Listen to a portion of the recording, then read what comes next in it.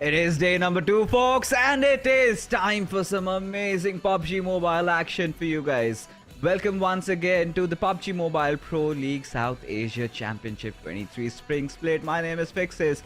I'm joined along with Shadow, and yesterday we did cast the day number 1. It was amazing. We did see how all these teams, there were a few that had come with all the grit and determination to win. Few were struggling, of course, and we hope that they make a comeback tonight. But Shadow, before we have the show started, how are you feeling? I'm feeling super excited because on day number 2 is the most unpredictable day because teams have already tested the waters. They know how other teams are playing, where they are dropping, which rotations they are following. So day number 2, they can cut off the rotation. They can go for the very aggressive gameplay, especially the team sitting on the top. And day number 1 was exactly for Nepalese teams and Pakistani teams. Let's hope the Mongolian domination comes on day number 2. Oh, we would hope for the same as well, to be honest. And before that, let's take a quick look at the roadmap. As you can see, right, we've got 12 teams from the PMPL SA, and then we have 8 from the PMPL PK. All of them are going to be participating, so we've got 20 teams right now, out of which 16 head on the grand finals. Whoever gets to be the winner, they go to the PUBG Mobile World Invitational. Now, that is something that's really cooking around the corner, and in a few days we will have that one name that goes on to represent SA. But as we move along to the overall ranking, a quick recap of how things kind of boiled out. Yesterday, MABETEX winning that last game, Chicken Dinner, established their spot right at the tippity top, followed up by DRS Gaming, who was quite consistent in the early stages. But towards the end, Shadow, we kind of felt that they were missing that spark. And talking about spark, Highvoltage DC has been great, considering how the performance was during the PMPL finals in the SA region. Yes, definitely. Highvoltage DC, they need to step up. Yes, Magnus Esports and DRS, they were the most consistent one. Talking about Against IE, they started the day on a very high aggressive note by getting a chicken dinner for themselves, but towards the end, they started fizzling out. On the other side, I8 crew, they really need to step up. Yes, the last game was in their favor, because of which they propelled themselves by 6 positions in the overall standings, but still, day number 2 is going to be very critical for the players of I8 crew. Yeah, I mean, for Illuminate, sure. But look at Stalwart Esports, quite not this position that I'm really accustomed to see them. Because again, we know Stalwart Esports, day 1, day 2, they're like, meh. And suddenly day 3, day 4 comes and they go full shebang. But yes, quite a lot of surprising names over here, especially NB Esports at the 19th spot. Unacceptable, to be honest. And same goes for Magnus Esports, and you've got the likes of SKYLIGHTZ Gaming, some big elephants in the room, and now are struggling for their territorial control in the jungle right now. But a little bit of a head-to-head of a few teams in front of us. Let's see, who do we have got here? So it's going to be, well, NB Esports, how they performed during the SA Finals Day 1 against the SA Championship Day 1. So you could see that massive difference in almost every single number out there. Look at that. Eliminations 6.3 to 2.5. That's a huge sharp cut that we are noticing. Even this survival time hasn't been there, considering the lobby these days. 15 minutes, I think it's quite unacceptable considering their standards. But yes, we'll take a quick look at how they've been performing so far. Initially, I think, Shadow, we felt good. They've been doing well in the fights, but towards the late, I think survival, the rotation has been one of those major concerns. Yes, at the same time, NB Esports, they have changed their drop location. But I think NB Esports, they played in a similar fashion during the SA League plays. They were literally struggling, but towards the end, they started stepping up and the aggression was there. So maybe on day number 2, we can expect big things from the side of NB Esports, especially Mondo and Fistboy. So yes, there is still a chance for NB Esports to propel themselves up in the overall standings, because it's just day number 2. The standings are still very volatile. Yeah, it's definitely volatile, because yesterday also we saw, right, one of those teams got a chicken dinner and suddenly they got 15 positions up yesterday. So that is something we really need to look at. But here we have a team comparison. So we've got 2 teams from Nepal. One is DRS Gaming, one is the other is Highvoltage DC. So clearly, I mean, DRS have been the better of the lot, and I think what has really caught my attention, just barring all those eliminations and the damage numbers, is the fact that the survival time of DRS has been much better in comparison to Highvoltage DC. Yeah, I agree. Because DRS in one of the game they came on the first position, they got the chicken dinner, then they came second, then they came fourth. All they had was one bad game. On the other side, for Highvoltage, they had two good games and two bad games. For the survival time, yes, DRS they are looking better. In terms of elimination points, also DRS are looking much better. In fact, this is a completely different DRS. In SA final, we saw a strategic DRS, and this time the DRS they are the aggressive one. They are not shying away from the fights. They're eager to take the fights. Yes, a strategy is there. They're always a tactical team, but at the same time, their aggression is also on point. You know, somewhere down the line, I think it also comes down to the fact that teams are getting a little complacent since it's the group stages. All they've got to do is stay at the top 16. So we're not really seeing them completely try hard, to be honest. And DRS has been doing that. At least in day number 1, I felt that they were try-harding till the last breath, because you would have some high expectations, especially not winning the PMPL SA. But we'll keep that conversation going on because we've got the schedule in front of us. Slight changes, as you can see. This time we do not have any Miramar, which certainly breaks my heart. But a lot of you Sanhok fans will gonna be enjoying yourself. So first of all, we're gonna start things off with Erangel. That's gonna be the groups and in fact the teams from groups A, B, C, D participating. E will be sitting this one out. And in Sanhok, we'll have E joining the fray, and teams from Group T will be sitting this one out. So heading into Erangel prediction, Shadow, which team do you think is going to get the first chicken dinner? I want to go with T2K this time. I don't know why. I just have a feeling. Maybe T2K can get a chicken dinner. Alright, so T2K you say. And maybe it could be. I mean, nothing taken away. They're still a really nice team. But I think it's a Stalwart evening. I think I would want to go with Stalwart Esports because I feel that the position that they are in, it's not acceptable by their standards, right? They deserve to be much higher than where they are. And how do they do that? Easily get that first spot and get yourself in contention, win the game, win it all. So I think if Stalwarts manage to do that, I think yeah, this could be their game. But hey folks, the ones who are watching this broadcast, let us know, who do you think is gonna win this one out? Because there are so many contenders and so many good ones also. So let us know in the chat. But it's time that we get into the game. But before that, you know, we were having a little bit of a conversation around the others. I felt, you know, in those first few games, from the second game, I think they came into play. That is where they were focusing a lot on good positions. Right, once they had the right position, that is where they decided to, you know, strike, and they were third-partying a lot of teams. And like you said, you know, most of these teams yesterday we saw so many of those quicker fights being executed. Right, teams were kind of not hesitating, were not keeping a leash on them. You could see that teams were testing the waters, and that was the case with DRS also. But if you have to talk about, you know, some teams getting a little fickle, I really felt 7th Element was doing that. You know, they were going instantly head on for the fights, and suddenly they realized that, oh, we're surrounded by multiple teams.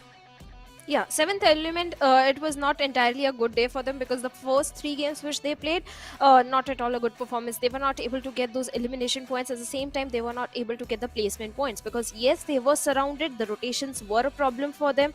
They were not able to find a good spot for themselves inside the circle. Yes, in the last game, they did manage to get good placement points by coming second, but only 3 eliminations. And just by placement points, I don't think they can survive in top 16. They need to be more consistent and more aggressive.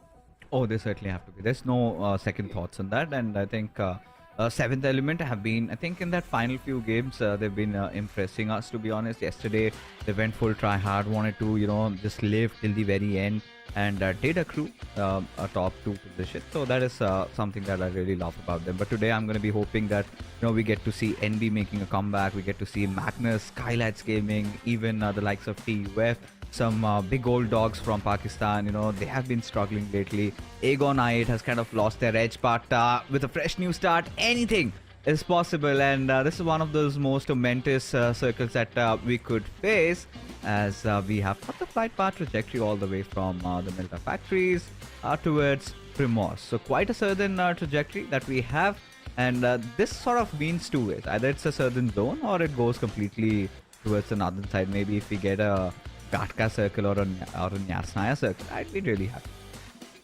Well, if we see a Gatka circle where the players of Leo Esports, they are going to be pretty happy because they tend to go and loot in the smaller compounds of Gatka region. They have a dominant control over that, and Leo Esports, they did fare off really well in the map of Sanhok as well. So yes, Leo Esports are also looking much more prepared as compared to SA finals. Stalwart Esports again going for their home ground that has always been Novi Rupnoy, and 4MV towards the side of military base.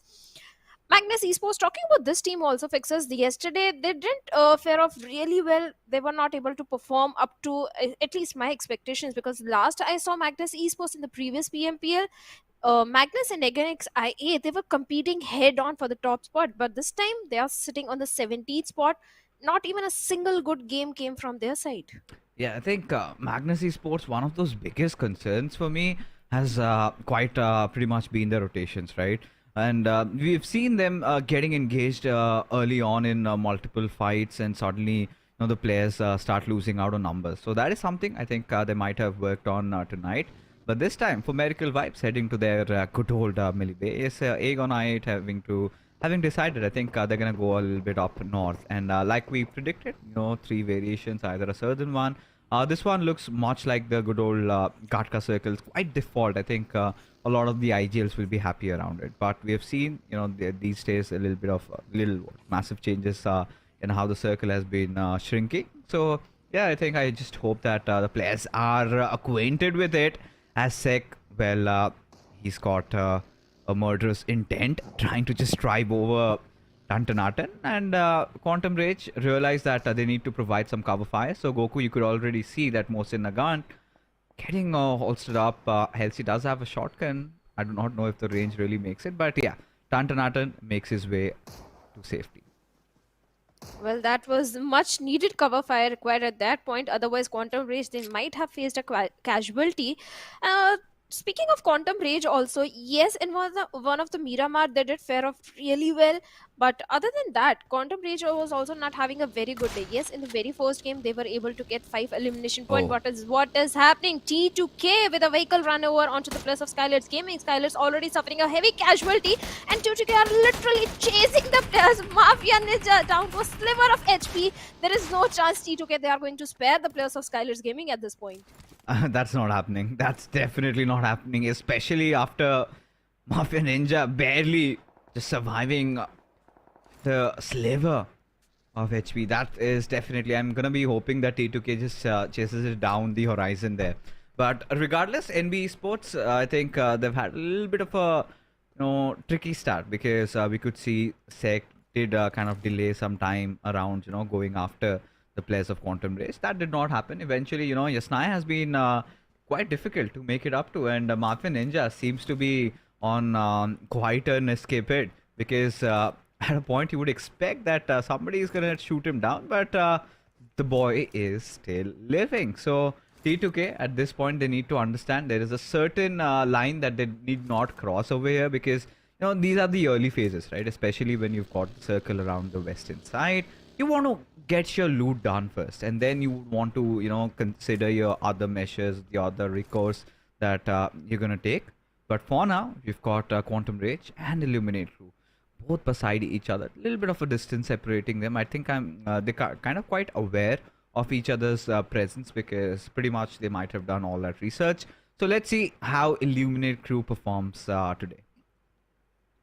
Illuminate Crew also, yesterday not a very good day for them, so yes, they also need to step up. Yesterday we saw too many drop collisions happening in the very first game, especially towards Yasnia, where SKYLIGHTZ Gaming and Quantum Rage were there. This time Quantum Rage, they had decided not to go towards Yasnia, rather loot around the vicinity of shelter, loot for the smaller compounds, and then go for the secondary loot. That is going to fare off really well. At least they are surviving this time, and SKYLIGHTZ Gaming, well, they are still struggling.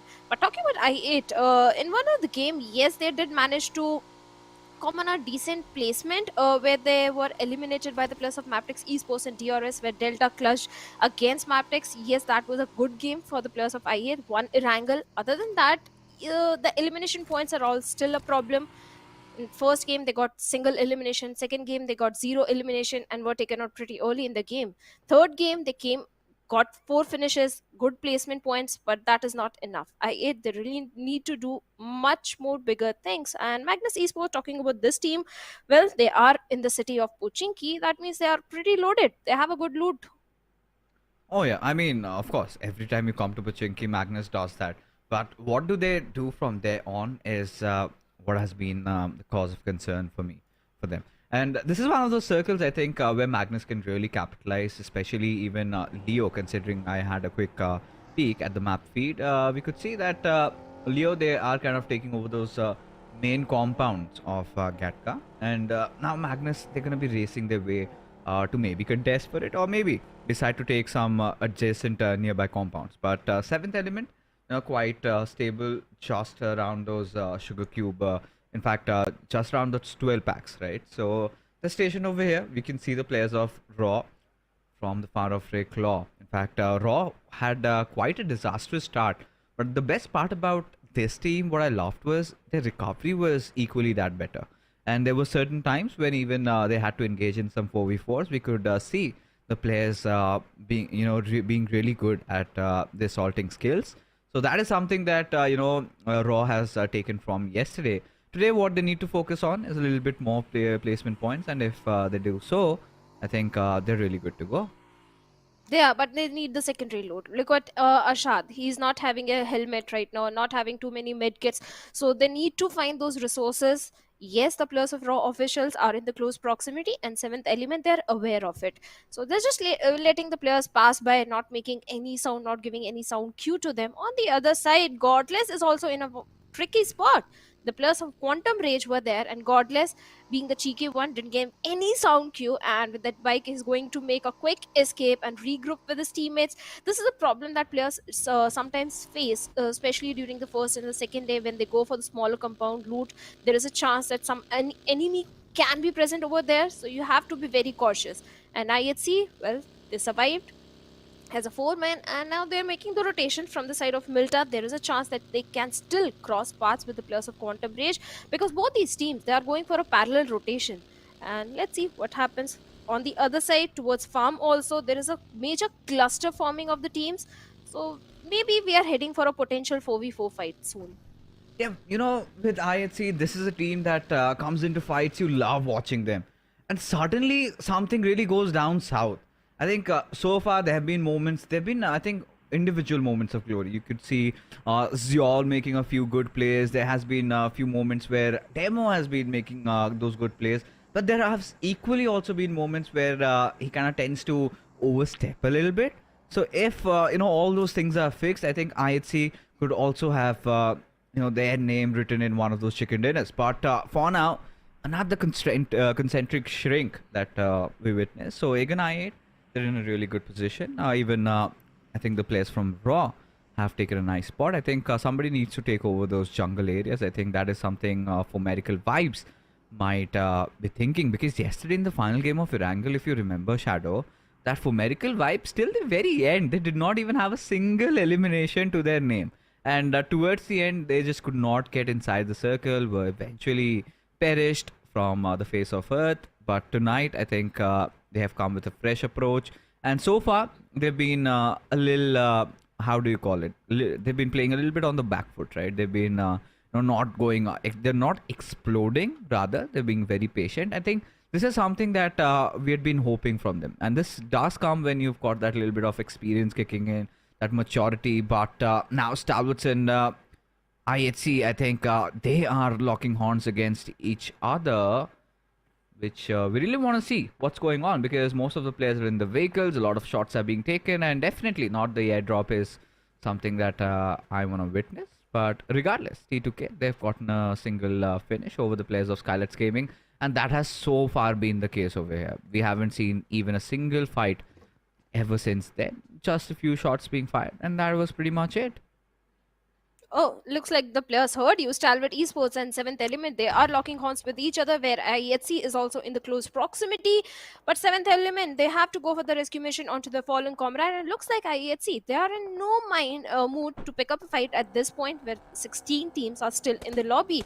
That's a good decision. All the teams, they are being a little cautious this time. They don't want to show over aggression right now. But Stalwart Esports, from that fight, they are approaching towards Seventh Element, and T24 still bleeding. There is no revival coming in, and Action with the grenade is looking for some action, trying to take down Ashad over there. Yes, the smokes are down for Ashad, but they won't help him out because he's all by himself. Tokosaurus is also there. Divine is way too far away from his teammates, going for a flank, and Tops is aware of his position. So Stalwart Esports, they are having an upper hand in this fight, but perfect grenade comes and takes Tokosaurus down, and Action with the DBS gets a confirmation point as well. And now Seventh Element, they don't have the numbers, and Stalwarts, they are looking very strong right now. Oh, they certainly are, especially when you've got a weapon like DBS. He's just gonna mow through the teams, and a little bit of a comeback from T24, but not enough, as Top just takes that flank in and gets the better out of the players of 7th Element. Look at Top. I do not see any HP bar on him, but then you've got IHC trying to capitalize on that. Nirzet spots that out and keeps them away from harm's way, as Demo, he's been dealt with, and this is what has been the concern with IHC. They kind of bounce into the fights and suddenly they're on the back foot, but Ziol, he's always been the knight in the shining armor for them. Now Stalwart in a whole world of trouble. They need to do something. They need to somehow try and protect their comrade, as Action has also fallen down. IHC really want to capitalize on that. A quick revival on Demo, I think that's what their intention will be, and then they might set their eyes on Stalwart. Oh, they can, but Stalwart Esports, they are having too much on their plate. Yes, Nirzet has already been eliminated, and Stalwart Esports, they are down to 3 men and picking fight on multiple fronts. They need to realize they have to isolate a fight at this point, especially when they are out in the open. The smokes are down, but can they help the players of Stalwart Esports? Because look at that. Yes, the trees are there for a little bit of the hard cover, but the trunk is not thick enough to provide much of a cover. And I see down to a sliver of HP, and Ziol with a vehicle is looking for one more knock on to Stalwart Esports player in a close frontal battle. Action's DBS stands taller, and Ziol has been taken down, and suddenly the tables have turned, and IHC, they're also in a backward situation. Stalwart Esports Tops has been taken down by IHC Alex, and Stalwart Esports, what is happening? They have been eliminated. This is what happens when you pick fight on the multiple fronts. Yeah, I mean, Stalwart did not force that one out. At least for them, that's what I can say, because you know, they had their eyes on 7th Element. It was IHC who were looking to pick on the spoils of the war, but right now we've got Team Leo going up against Raw. As you can see, trades are coming in from both the sides, as 2 players have already fallen down.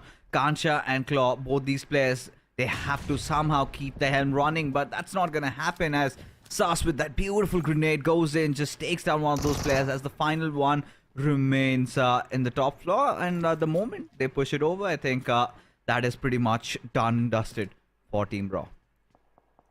Oh, it is, and this grenade can be so very deadly. Slipknot is looking for some knock and connection, but unfortunately the damage is there, but no player has been knocked down. And Raw officials, it's kind of a deja vu moment, and Liquid with a single grenade eliminates the entirety of Raw officials. And Raw officials, yesterday also similar thing happened. They were holding on to Barn House, where the players rushed towards them and they were eliminated. And this time again, a very bad start. 3 teams have been eliminated. Stalwart Esports, something unheard of, getting early elimination. But Magnus and Quantum Rage looks like they are also locking horns with each other, and Quantum Rage, they are the one falling down.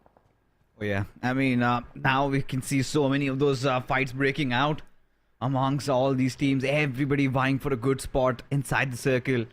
And SKYLIGHTZ Gaming, well, they've lost out on 2 of their players. Quantum Rage, one of them knocked out, but Leo Esports have, you know, kind of situated themselves in a very solid central position right now. But once the next circle shift happens, we have to take a quick look, you know, because there are few teams who kind of have that little bit of that high ground cover. But, well, let's see what's gonna happen next. Red side, the players, they need to get inside the circle, illuminate crew right in front of them. You've got just Nima and AJ surviving, and especially with IHC in the nearby vicinity, no, it's not gonna be long enough that they get the smell of their enemies just around them. But Edgar, however, has been dealt with. I think it's quite rare that he can be saved over here. Still taking his chances though. But Aegon I8, I think they want to show no mercy, but IQ just suddenly retreats. Can't really understand why did he not get the confirmation there.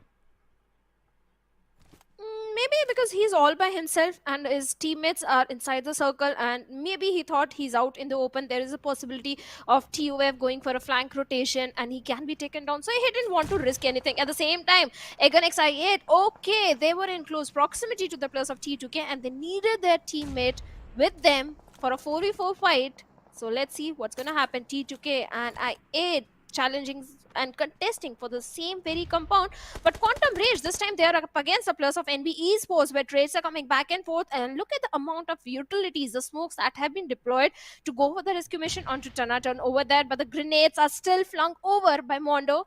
And Quantum Rage, they need to be a bit cautious. Yes, the revival process has started, but this grenade was so very close. Ouch, that would have hurt them. But right now, Halsey, he's on the prowl, instantly just dashing in, and there they go, trying to breach in through NB Esports' defenses. Mondo, he is the first line of attack, has already equipped his DBS, and Halsey has taken quite some damage. That grenade coming in from Seg, doing the job right now, but Senior lies prone right in the grasses, and Mondo just trying to tap through those smokes, just hoping one of those pellets does connect, and he gets a knock through. And still, you know, constantly just applying that pressure as another one falls. As now, this is the moment where NB Esports decide to, you know, take things onto their own hands, as Tuntanatan responds with a grenade and Seg goes falling down. So does Akaza, as Senior spots him out from that beautiful flank, as Mondo is on really low HP. The tables seem to have turned as Mondo gets taken down from one of the players from Highvoltage DC. Now Fistboy, hiding in that little room, is now flushed out of cover as Quantum Rage just trying to, you know, force that revive through the smoke. And there you go, just like that, NB Esports get picked off by the players of Highvoltage DC. Oh, perfect third party. The opportunistic one. Highvoltage DC. This team is always ready for the fight. There's always hungry for those elimination points. And right now, the next victim could be the players of Quantum Rage. But somewhere else, 4MV, they eliminated the entirety of Magnus Esports. Looks like both these teams were trying to move inside the circle. And during the rotations, 4MV and Magnus Esports, they locked horns with each other. Yes, 4MV, they also suffered heavy casualty in that situation. Wait a minute. 4MV, they have also been eliminated. Oh my god.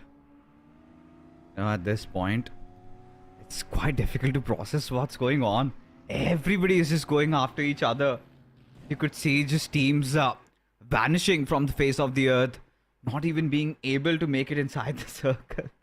And for now, Aegon I8 and T2K, not the neighbors you would want to see right now. But IHC, well, they've got vengeance running through their veins as a few grenades are being flung over at their direction.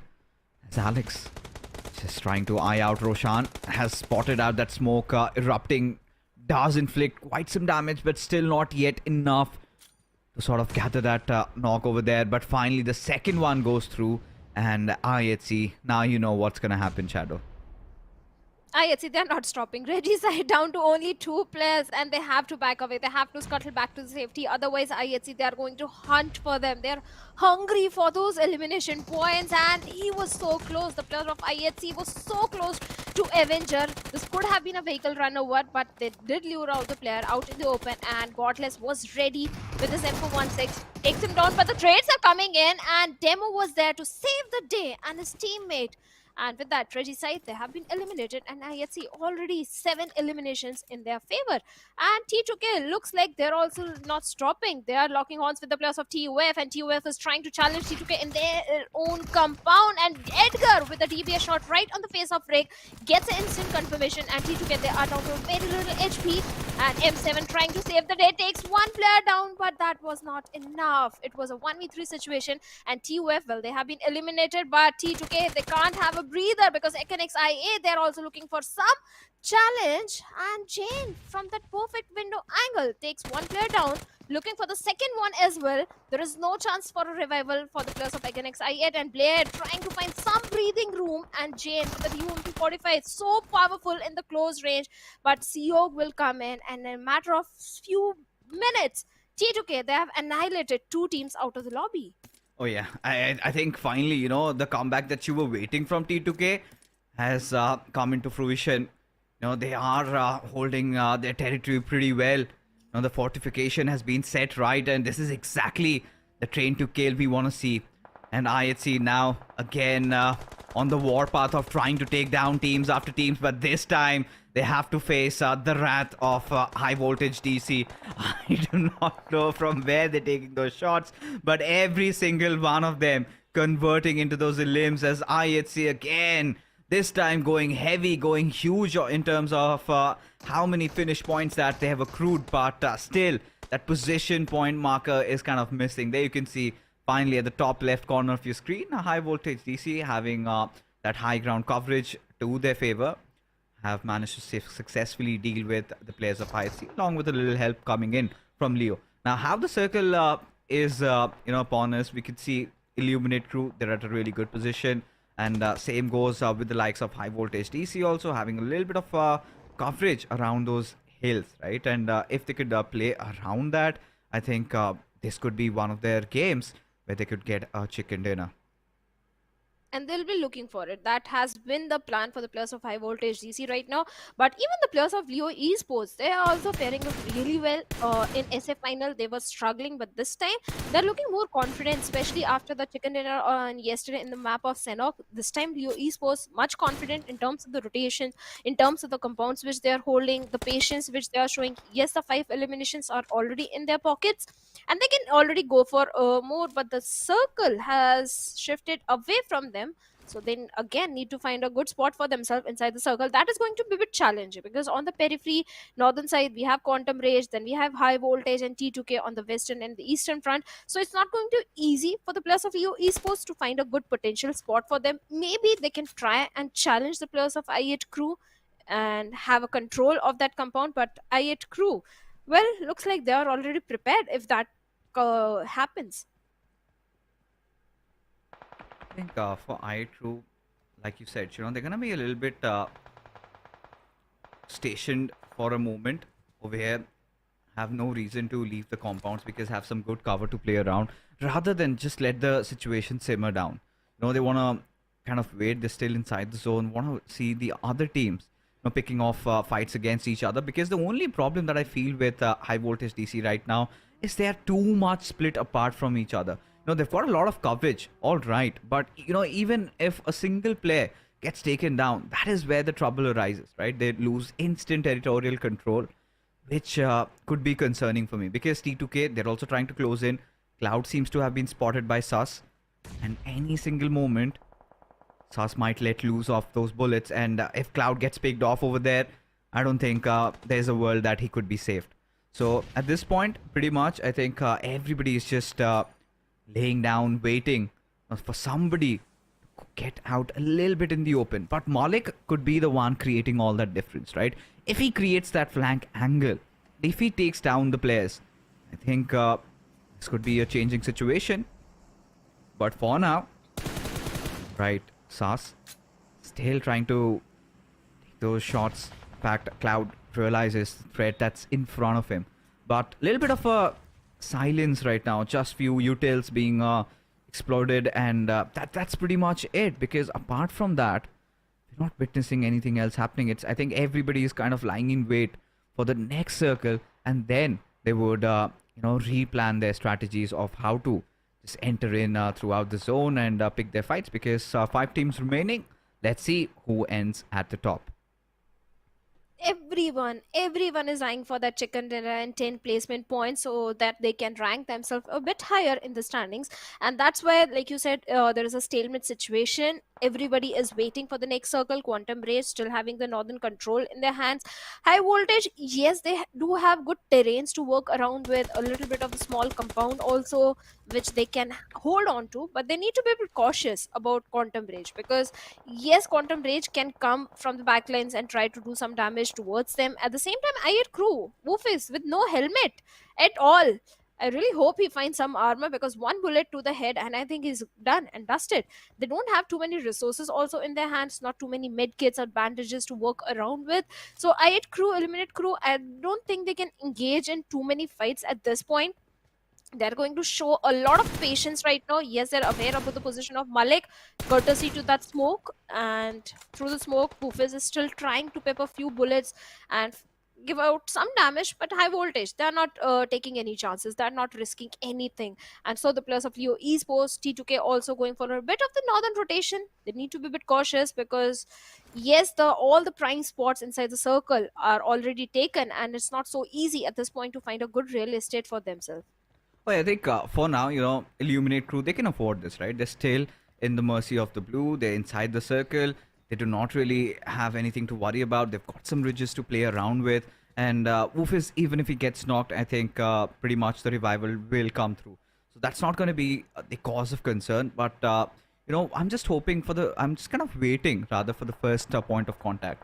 Who takes that first step, who gets the first knock, because T2K, they've got some really nice coverage. We've got Quantum Rage a little bit clustered up. I think this is where they want to make that move on Suyok, but instead it's the other way around, as Nova somehow finds Jane out in the open, and this could be where Quantum Rage could capitalize on that information and could decide to push in over at T2K, as those grenades are being flung over, but still no damage being done, as Quantum Rage is kind of trying to tread through those areas quite cautiously. They want to make sure they get some area. They are not making any hasty moves over there, just playing across the ridges, and that is pretty much it. Finally, I8 decide to settle inside the vehicles and plan their next move. But this is going to be such a difficult escape for them, because considering the fact they're not just only clobbered down from one direction, but also from the eastern side, and you've got Leo, you've got Highvoltage DC. Whenever you're coming from that lower ground, you're ought to face a lot of dire circumstances, and that is exactly what's happening, as Viper has been taken down,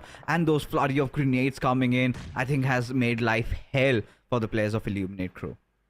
Oh, they are doomed. They are doomed. One side we have Leos, on the other side we have the players of T2K Esports, T2K. So it's not going to be easy for the players of Illuminate Crew to escape from this situation. Lot of throwables have already been invested, but as a blessing in disguise, Highvoltage are trying to do a third party.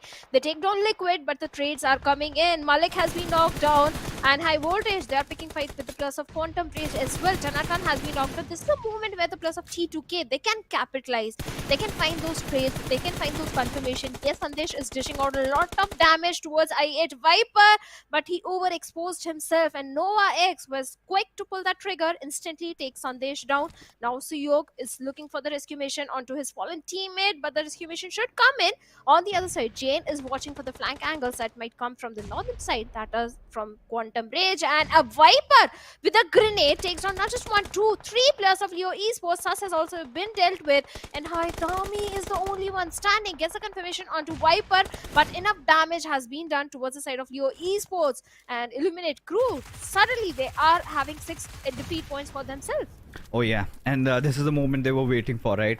And Illuminate Crew, they're the ones who were kind of on that lower ground, so had to face the brunt. The moment they decided to get out of their covers, they were just getting pounced upon by so many squads. In fact, 3 squads chimed in, and as a result, they have lost out on 2 of them.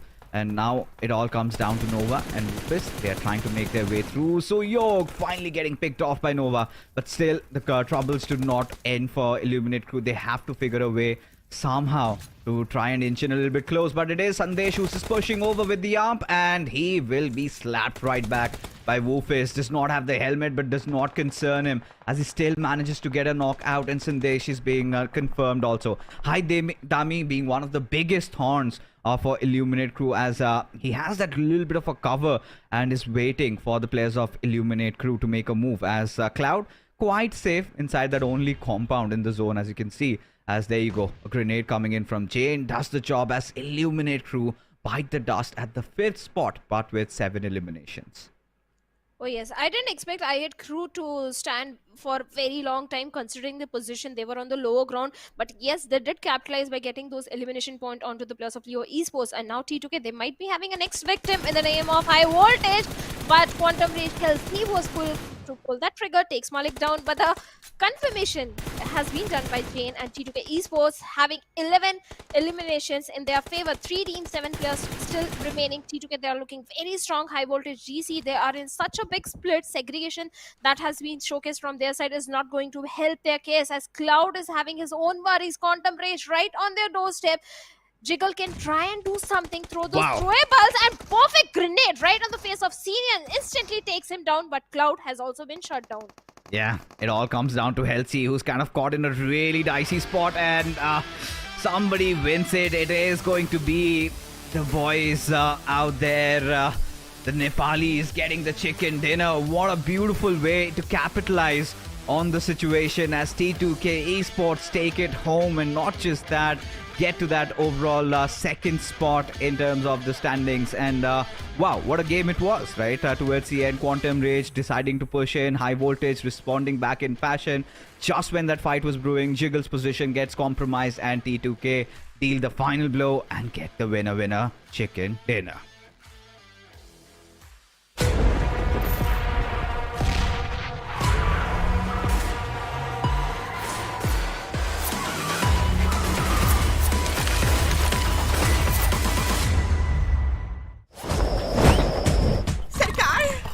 दोस्त आपके लिए gift लाए हैं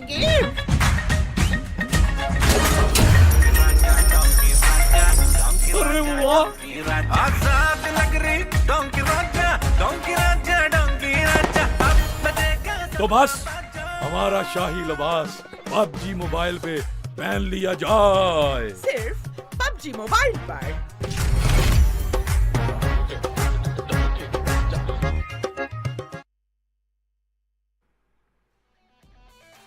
All right, what a match that was, Shadow, right? It came down to the wire. This was, again, one of those PUBG Mobile matches that I was longing to see, right? When you have all these teams playing strategically, nobody's just going in with blindfolds right on their eyes and just trying to take fights, right? It was quite methodical, quite, where teams were resorting to a lot of patience being exercised.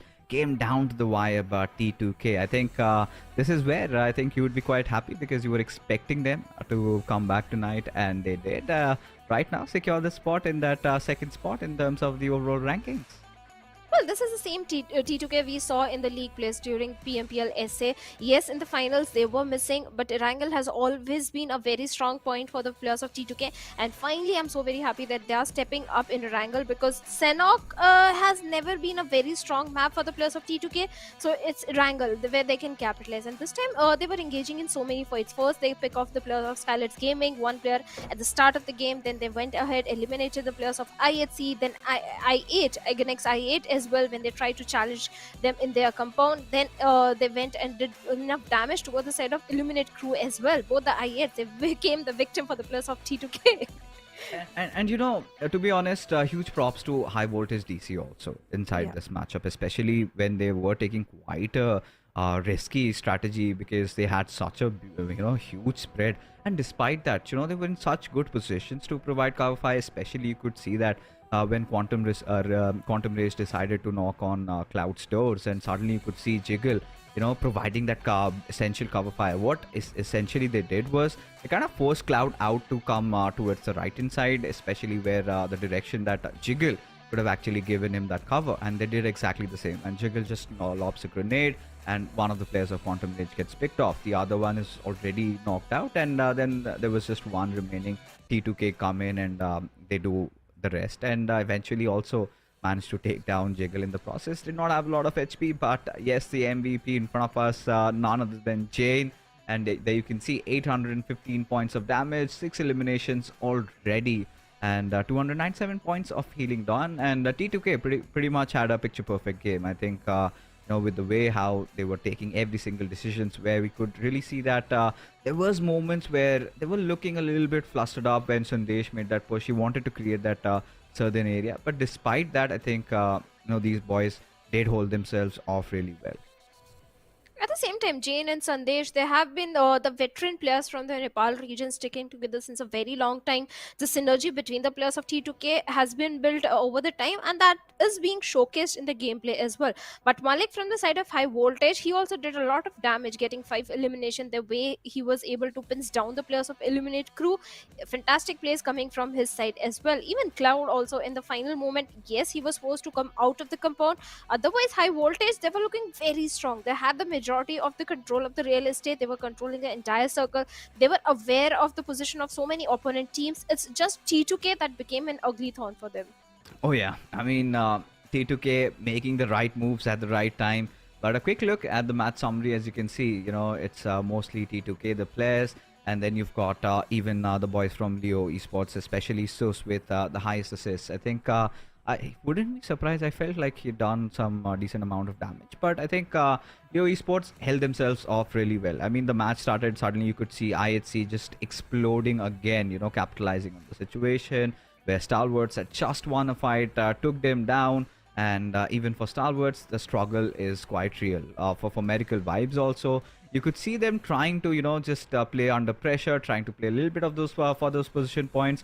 But there has been so rare instances where they could safely get themselves inside the circle. And tonight has also been one of those cases. High Voltage DC, there you can see right at the second spot with T2K getting 23 points out of this game, courtesy to those 13 eliminations. Then you have Illuminate Crew, despite that lower ground, they still fought till the very end, and Leo getting that 4th spot for them. Again, Aegon I8, not the kind of a performance you would expect, and the same goes for NB Esports also.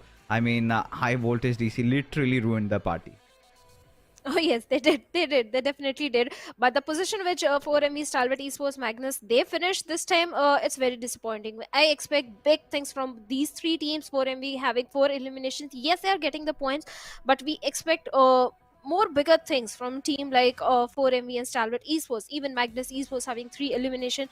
TUF, well, they were out in the open, and that was not a good position to pick up a fight. SKYLIGHTZ Gaming, well, they had a very bad start when they lost 1 player by the players of T2K, and they were down to 3-man army, and later some other team, I think it was Quantum Rage, that picked off the remaining players of SKYLIGHTZ Gaming. So yes, SKYLIGHTZ Gaming, they also need to spread their wings, get those elimination and the placement points, because again, yes, in the SA finals they did step up, but again this time they are struggling. Yeah, I think even in that previous fight, you got a feel for Stalwart quite they could not really enjoy themselves after winning that fight again. 7th element IHC just comes out of nowhere.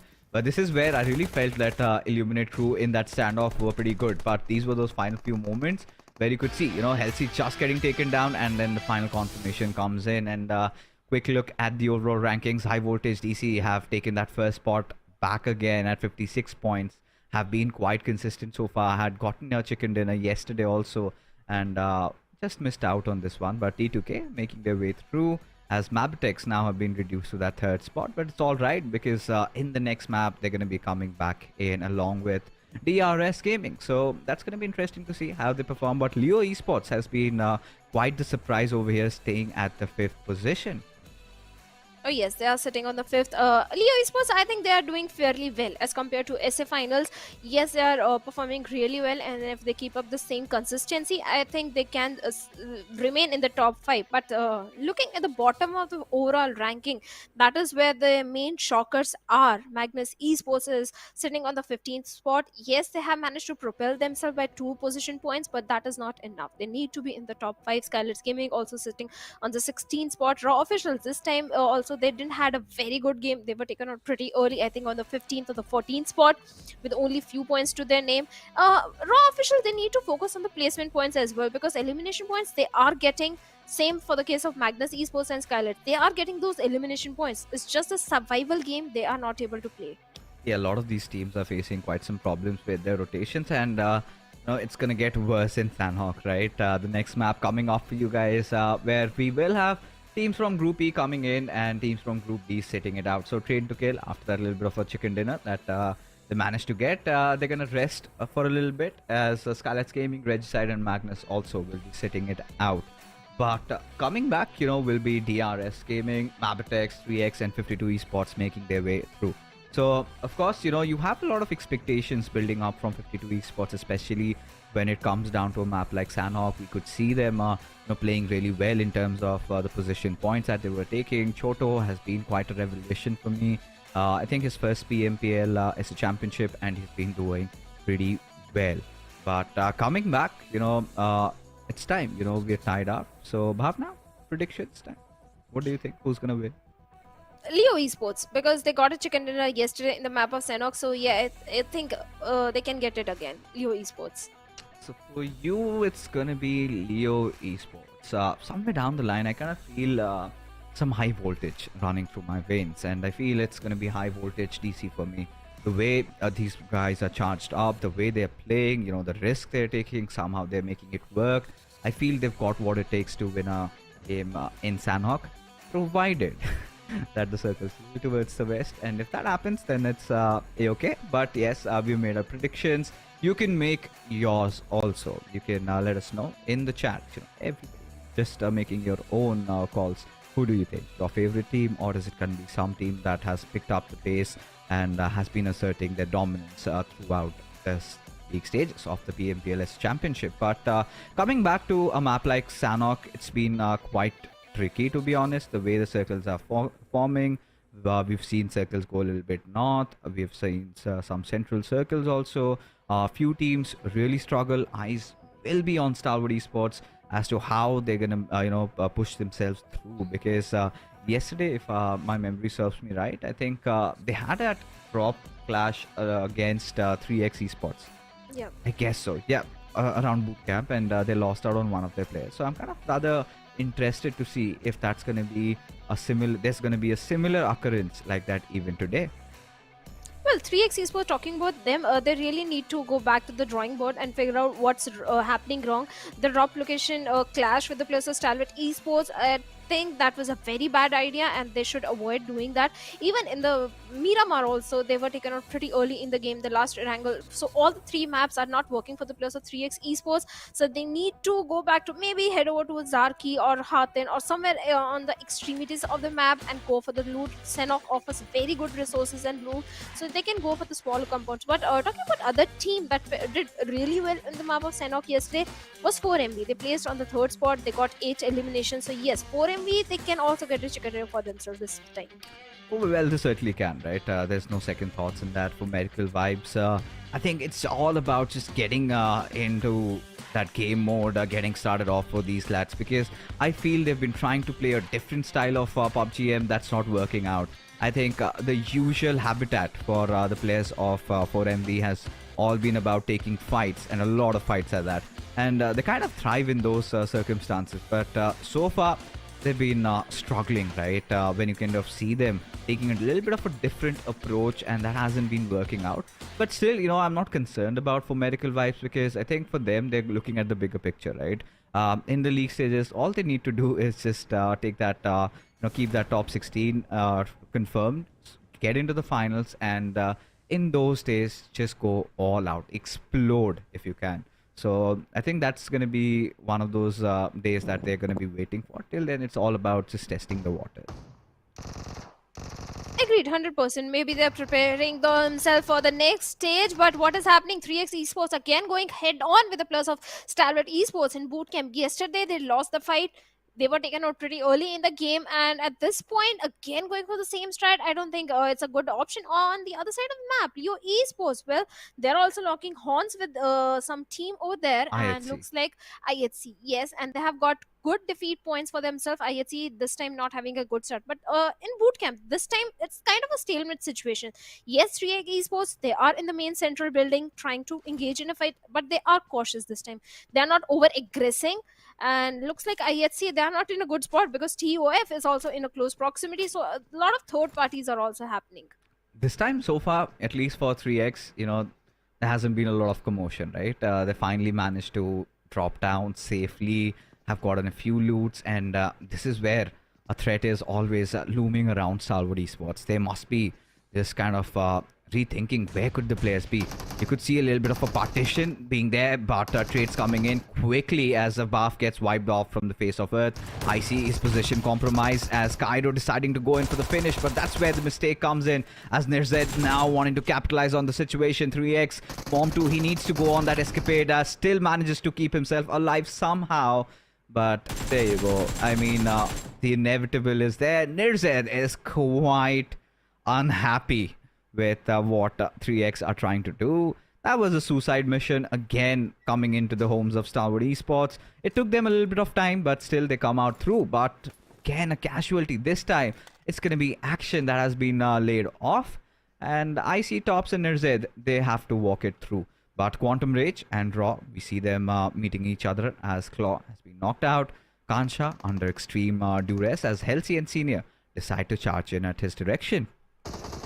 Oh, Kancha, such a tricky spot, a 1v2 situation for him. He did manage to take some HP out of Halsey, but that won't be enough to save him as 1v2 was way too much to deal with. And with that, he has been dealt with. Tanachan, who was knocked down, and Senior is running to go for the rescue mission onto the fallen teammates. In a matter of few minutes, Quantum Race, they have got 3 defeat points for themselves. A good head start. Dio Esports, they also have 1 defeat point, but TUF, NIHC, LX in a close frontal battle, and DBS again reigning supreme in the hands of Edgar. He finally managed to take down LX over there, and NIHC, this time they are struggling. They are down to only 1 solo player, that is going to be Zeol. He has to play for the placement points, and this time I don't think IHC can afford to show any kind of aggression, and TUF, they're still looking and hunting for the last remaining player from the side of IHC. But 52 Esports, I'm high voltage. This is rather a very fast Sanhok fixes this time. So many fights are happening. We can blame the circle because it's a complete western circle, not western circle. And high voltage and 52 Esports, all I can see is Cloud being surrounded by the players of 52 Esports. Malik bit far away from him. And looks like Cloud is also on the low ground. I'm sorry. I need to get my vision checked. For high voltage, they're a bit far away from the players of 52 Esports.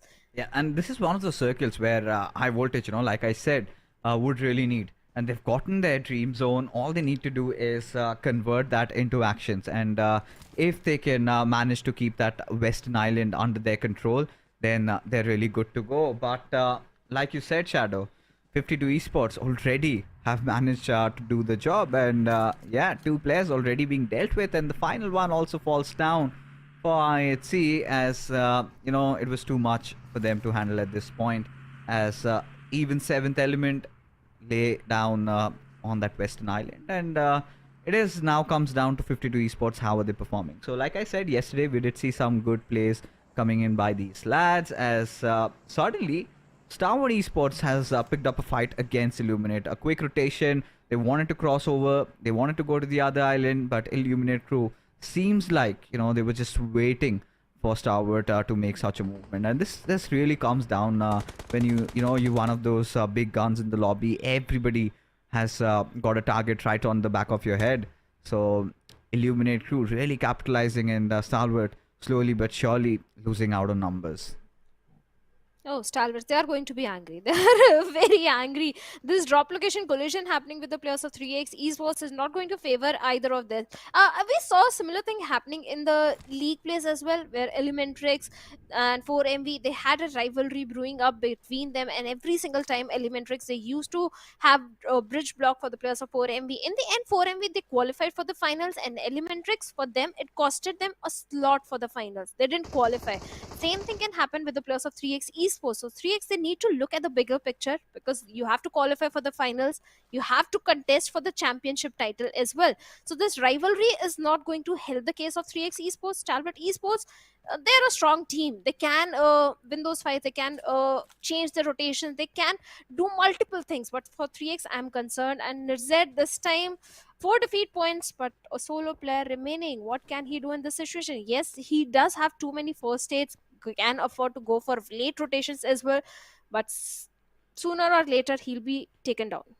I really want to understand this little bit of a rivalry that 3x are trying to pick off, because they're kind of sabotaging their own mission, because you try to go against Stalwart in bootcamp itself, this is where eyebrows are going to be raised. I mean, of course, if you want to fight Stalwart, what you got to do is at least try dropping off at those warehouses, right? Try to block their rotation, try to make things worse, because when you're drop clashing with Stalwart, who has been dropping at bootcamp ever since, they've been playing PUBG Mobile on a competitive stage, this is where you do not try to fight your enemy in their own territory. Rather, try to kind of cut off their rotations, do something like Illuminate Crew did, right? That is where you would have that element of surprise, but instead, they're kind of going on that suicide mission, which is not really sensible at this point, especially considering where they are in terms of their overall standings, right?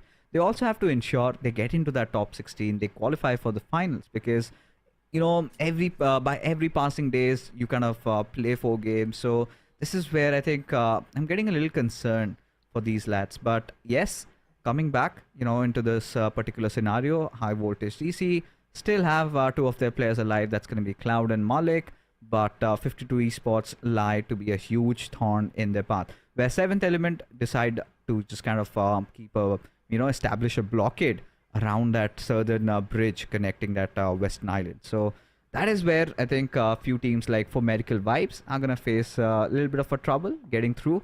But Leo Esports deciding to go for the climb, as DRS are waiting for them. And along with that, you've got to look at Hassan. He might have all that vision going in for himself.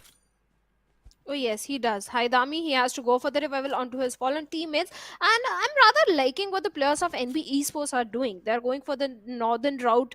They can have the control of the Hartin and try and potentially dominate from the northern front, because on the northern side it's only NB Esports. So yes, they are in a good spot as long as they don't overcommit into a fight. They don't overextend. But right now, DRS, they are in a better position. They do have a good compound, and we have even the plus of Highvoltage DC in the close proximity. So there is a chance of a third party also happening, because hey, it's the stage 2 circle. We have 13 teams. There is a very high chance that there can be a probability of third party happening. And DRS, the good thing is they are not overcommitting. They are aware that there is a team on the lower ground. There are the players of Leo Esports. So instead of overcommitting, they're just waiting patiently and trying to find a player out in the open and capitalize on that moment. They're just guarding their own compound. This is what I like about DRS. They never overcommit in any fight. Yeah, and that has sort of led them through so many accolades, right? Do something that no Nepali team has come close to achieve, right? Not just in Nepal, but also the pride of South Asia. Came second this time in the PMGC, and that nobody's gonna forget. Nobody can take away from them. But now, look at Nirzed. He's being hunted. Thor, Edgar, Joker, everybody just trying to surround him like hungry piranhas in the ocean. And Nirzed, well, what does he do? Just lies in waiting. Now waits for somebody to make that mistake. Maybe they're kind of unaware of Nirzed. They're just making sure they get through, collect or salvage whatever remains in bootcamp, and they're gonna let him pass. And at this point, Nirzed is not in the situation where he could just try to pick a fight from the backlines, right? At the very maximum, he can take a few shots, knock down a few players, but can he get that confirmation? Because I'm pretty sure Thor has spotted him out. Joker knows exactly where he is, and Nirzed needs to change his position. He has to reposition. He's at the brunt of the blue. He can't afford to pick up a 1v3 fight right at this point with the players of TUA, but still he is picking that fight. He has managed to take down one player, but no use. Easy rescue mission is coming in. He's stopping the players of TUA from making those rotations, but will he benefit from it? I doubt, because he has to move inside the circle. He has to focus on his own rotation as well. Yes, he does have 8 first aids to help him out in this situation, but still, it's a dicey game that he's playing right now. 4 defeat points already in their favor, and Thor, first glimpse comes in, and Nirzed takes hefty HP out of him. He almost has been taken down, and by the play zone. The play zone will come into the picture, and Thor goes down. Oh my goodness. He's kind of a pain in the back for the players of TUF over there. Did not really see him coming, did they? But this is where, Nirzed knows that him getting inside the circle, that's not gonna happen. It's so difficult to achieve. But Aegon I8, well, they are like a fish in a barrel, because pretty much nowhere to run or hide. And for medical vibes, they're giving a taste of their own medicine as Apex. and Tantanatan in real close proximity to each other. But is Tantanatan aware of the attrition made by Tantanatan over here? The moment Apex just comes out of his cover, just takes those few shots, because now, there you go. He realized one of their players has been taken down. The second one will also follow suit. As for Miracle Vibes, this is the for Miracle Vibes that, I was sort of waiting to see. One by one, they are picking up the pieces. They are being the assassins over here, trying to find different various angles, constantly thwarting the players of Quantum Rage to kind of have that panic set in. Just imagine, just kind of think from where is for Miracle Vibes gonna attack, and this is where Goku, he needs to unleash his Super Saiyan mode. This is the right time, because Apex, he does not seem to stop at anything at all. He wants to make sure he gets all these finishes to his name, as one of them already goes falling down. Now Goku decides to go a little aggressive right on the chase, but Apex seems to have a little bit of an idea of where Goku might be, considering from the direction of those grenades coming in. But Apex takes the higher road, decides that now is the time where it's better that he gets inside the circle and then picks a fight against them next. Oh, you have to be friendly with the circle, because I always say the blue zone is a 17th team playing against all the teams in the lobby, and the blue zone is going to punish you equally. So for me, yes, this is the moment. Being 490 meters away from the circle, you have to prioritize the rotation. On DRS, well, they're still maintaining the control of the compounds which they are holding towards the southern end. But the southern rotations for all these teams are not going to be so easy, because the major cluster is towards the southern side. Even the players of IA, they need to watch their back, because from the back lanes, even the players of TUF, they are also making the rotations. So Illuminate crew, they have to be a bit cautious, because they can be the victim of those third parties between DRS and TUF. If not, they are not careful, if they're not cautious, if they don't keep the players of TUF at bay. So that can happen. For now, majority of the teams, they have made it inside the circle, barring 4MV and TUF. So it's kind of a stalemate, but I hate Nova X looks like he was on the periphery of the blue, and blue zone came in, took him down. The play zone is taking down Joker Sir as well, and TUF and IA, they're locking horns with each other, and DRS, they're hearing those gun shots, but instead of doing a third party, they're changing their position, because the circle has shifted away. This is something I like about DRS. Every time they prioritize the circle rather than the fights, and TUF and IA, they both are pretty much doomed, especially the players of TUF. With no first aids at all, there is no chance that Thor can make it inside the safety net of the circle, and 52 Esports, they were able to capitalize and get a confirmation point onto one player from I8 Illuminate crew. Yeah, and look at who still lives. That's going to be Nirzed, as DRS decide marching down on the players of Highvoltage DC, as one after the other, they just take them down. Rules will have no trouble getting back up, but Aegon 8 have a really good position, but suddenly are being contested by MABETEX, one team that got to the first position last night with that chicken dinner, but suddenly they're on a warpath of reclaiming that. Blade, he certainly has to hold himself off. Wally, Baron, Leo, all in front of him. Everybody unaware of his position. There he goes, bazooming with that DBS, still trying to keep himself alive for so long as IQ comes in, but Blade decides to charge in as Baron, he's been dealt with, and at this point, staying inside this little emergency room, and that's all he could get, as MABETEX successfully take control over the Camp Alpha area, as quite a lot of teams have tried to close in, with DRS being the closest and being in a nearby compound, with 52 Esports still applying so much pressure from the hilltops.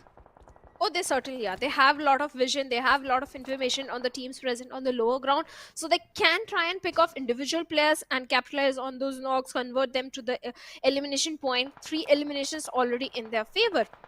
Even the circle is favoring them.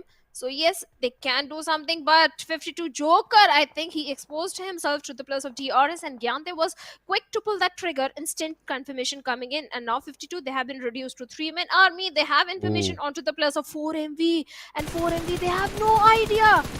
And Chotu with that M416 takes hefty HP out of Refuse, goes for a reload. That is going to buy some time for Refuse to find a good cover for himself. His life has been spared, and now 4MV, they're aware of the position of 52 Esports. They are going to be very cautious, and this next circle shift is going to be so very critical. MABETEX in the epicenter right now. Whoa. I felt for a moment he spot him out. I felt he was kind of lying and hiding. But regardless, let's see what are the players of 52 Esports up to. Jallad. I think 52 Esports so far, they've been quite successful in those Sanhok games. But look at Cloud.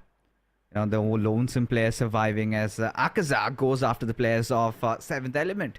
Ashad has been dealt with. 7th Element is one of those other teams that had dropped off at the Western Island. They were looking really good till the point NB Esports comes in. And NB Esports, they make their way from that northern bridge.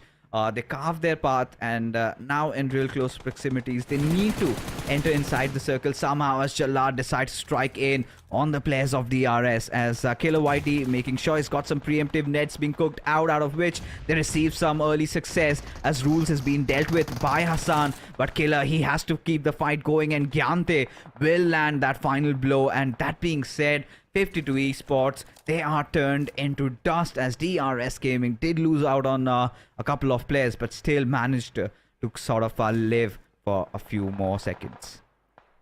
That was a blind, hasty rush that came from the side of 52 Esports, and DRS did capitalize on it. On the other side, we have the players of NB Esports and 7th Element also going up against each other, where 7th Element are not looking good with T24. Only man standing, 3 players looking in his direction. A 1v3 situation was way too much, and 7th Element, they also bite the dust with only 2 elims in their favor and the 6th spot. And for MV, this time they're so very aggressive, 11 defeat points already in their favor, and they do have a very good compound to hold on to. They're aware about the players of MABETEX Esports presence in the similar compounds, and even DRS, they are also trying to inch closer, and 4MV refuse, keeping a close eye in their direction. So DRS, they need to be a bit cautious. If they come in the vicinity, maybe 4MV is ready to pounce and strike and take down few more players from their side. Right now, you know, how this circle's really panned out seems like it's a MABETEX dinner written all over it, unless and until they kind of mess it up. But huge props to Nirzed, man. I mean, imagine Shadow right from the very beginning. He lost out on 3 of his teammates, made life worse for TUF, kind of denied their entry inside the circle, and he somehow makes it to top 5. I think, you know, whenever the name Stalwart comes up, you've got those 2 big names, right? Top and Action. And at a certain point, you felt like, how is Nirzed going to find his footing? And suddenly, I think especially from his heroics that he's been showcasing during the SA finals, he's turning out to be one of my favorites from Stalwart so far. What an addition has he been to this roster? 100% agreed. He saved the day for so many times. There were so many clutch moments being showcased by Nirzed in the SA finals and the league plays as well. So many times he brought his team higher in the positioning. But right now, NB Esports, they are moving closer to the players of MABETEX Esports, and NB, they are not prepared. They are not looking good. But Fistboy with the DBS takes some SA over there. At the same time, Mondo fights Nirzed and Stalwart Esports, well, they have been eliminated. NB Esports picking fight on the multiple fronts. MABETEX, they are not able to stand tall in front of them. Already lost 1 player, and this grenade can be very deadly if lobbed to the perfection, but that won't happen. On the other side, in a retaliation grenade, Fistboy's HP has been taken down, and now NB Esports, they are forced to move a little back. Mondo still guarding the angle. Even the players of DRS, they have moved closer to the players of MABETEX, so there is a chance of third party happening in this situation. Even 4MV, they can also chime in, but for now, DRS and 4MV, they are just waiting patiently for the circle, and the circle shift is going to be so crucial. 4MV and DRS, they find themselves in the safety of the circle. Yeah, suddenly the scales are tipping in the favor of Miracle Vibes, especially if they can somehow deal with DRS, because NB, they are going to apply so much pressure on MABETEX, and considering the fact that MABETEX are kind of restricted to one compound only, it all comes down to if Mondo or Sek or Festboy could spot one out. With Baron already just cooking up that grenade, decides to throw in a little bit of extra time taken in trying to cook it. But right now, NB Esports have their attentions diverted on trying to get inside the mercy of the zone. And at this point, you know, DRS, they need to be a little bit watchful, which is where for Miracle Vibes can completely take advantage of such a situation. Even MABETEX can make things worse, but Fistboy has been given the duty to somehow try to protect MABETEX from coming in, and he does exactly that. One grenade takes Leo down. Wally barely surviving with just 20% HP as Baron He has to be very careful with his movements, makes those right decisions, drops that smoke. But Apex now deciding to go after Gyante, and this is where Medical Vibes are just on the cusp of getting a beautiful chicken dinner. But NB Esports and MABETEX stand in their path as Apex comes out through, gets that beautiful one on Fistboy, as well as it all rests down on the nimble shoulders of Mondo. As MABETEX, this is the moment where they decide to get inside the circle, but for Medical Vibes, again, readjust, reposition them as the final fight awaits them. 3 teams and NB Esports with a single player, 4MV versus MABETEX Esports. Wally already taken down, and Apex with the grenades is looking for a confirmation, but he's not aware of the exact position where the players of MABETEX are. But Apex with the grenade takes down Leo over there, leaving Baron all by himself. Now in a 1v3 situation. Now 4MV, like the Predators, they're hunting for Baron. Baron takes Refuse over there, but Apex comes in, chimes in at the perfect time, and gets a winner chicken dinner for his team. Wow, that was impressive, for Medical Vibes completely, making sure they had all their corners checked, were patient, and at the same time, aggressive when needed. Just for Medical Vibes chicken dinner that their fans needed, with 17 eliminations, instantly propel themselves to the first spot in the overall rankings.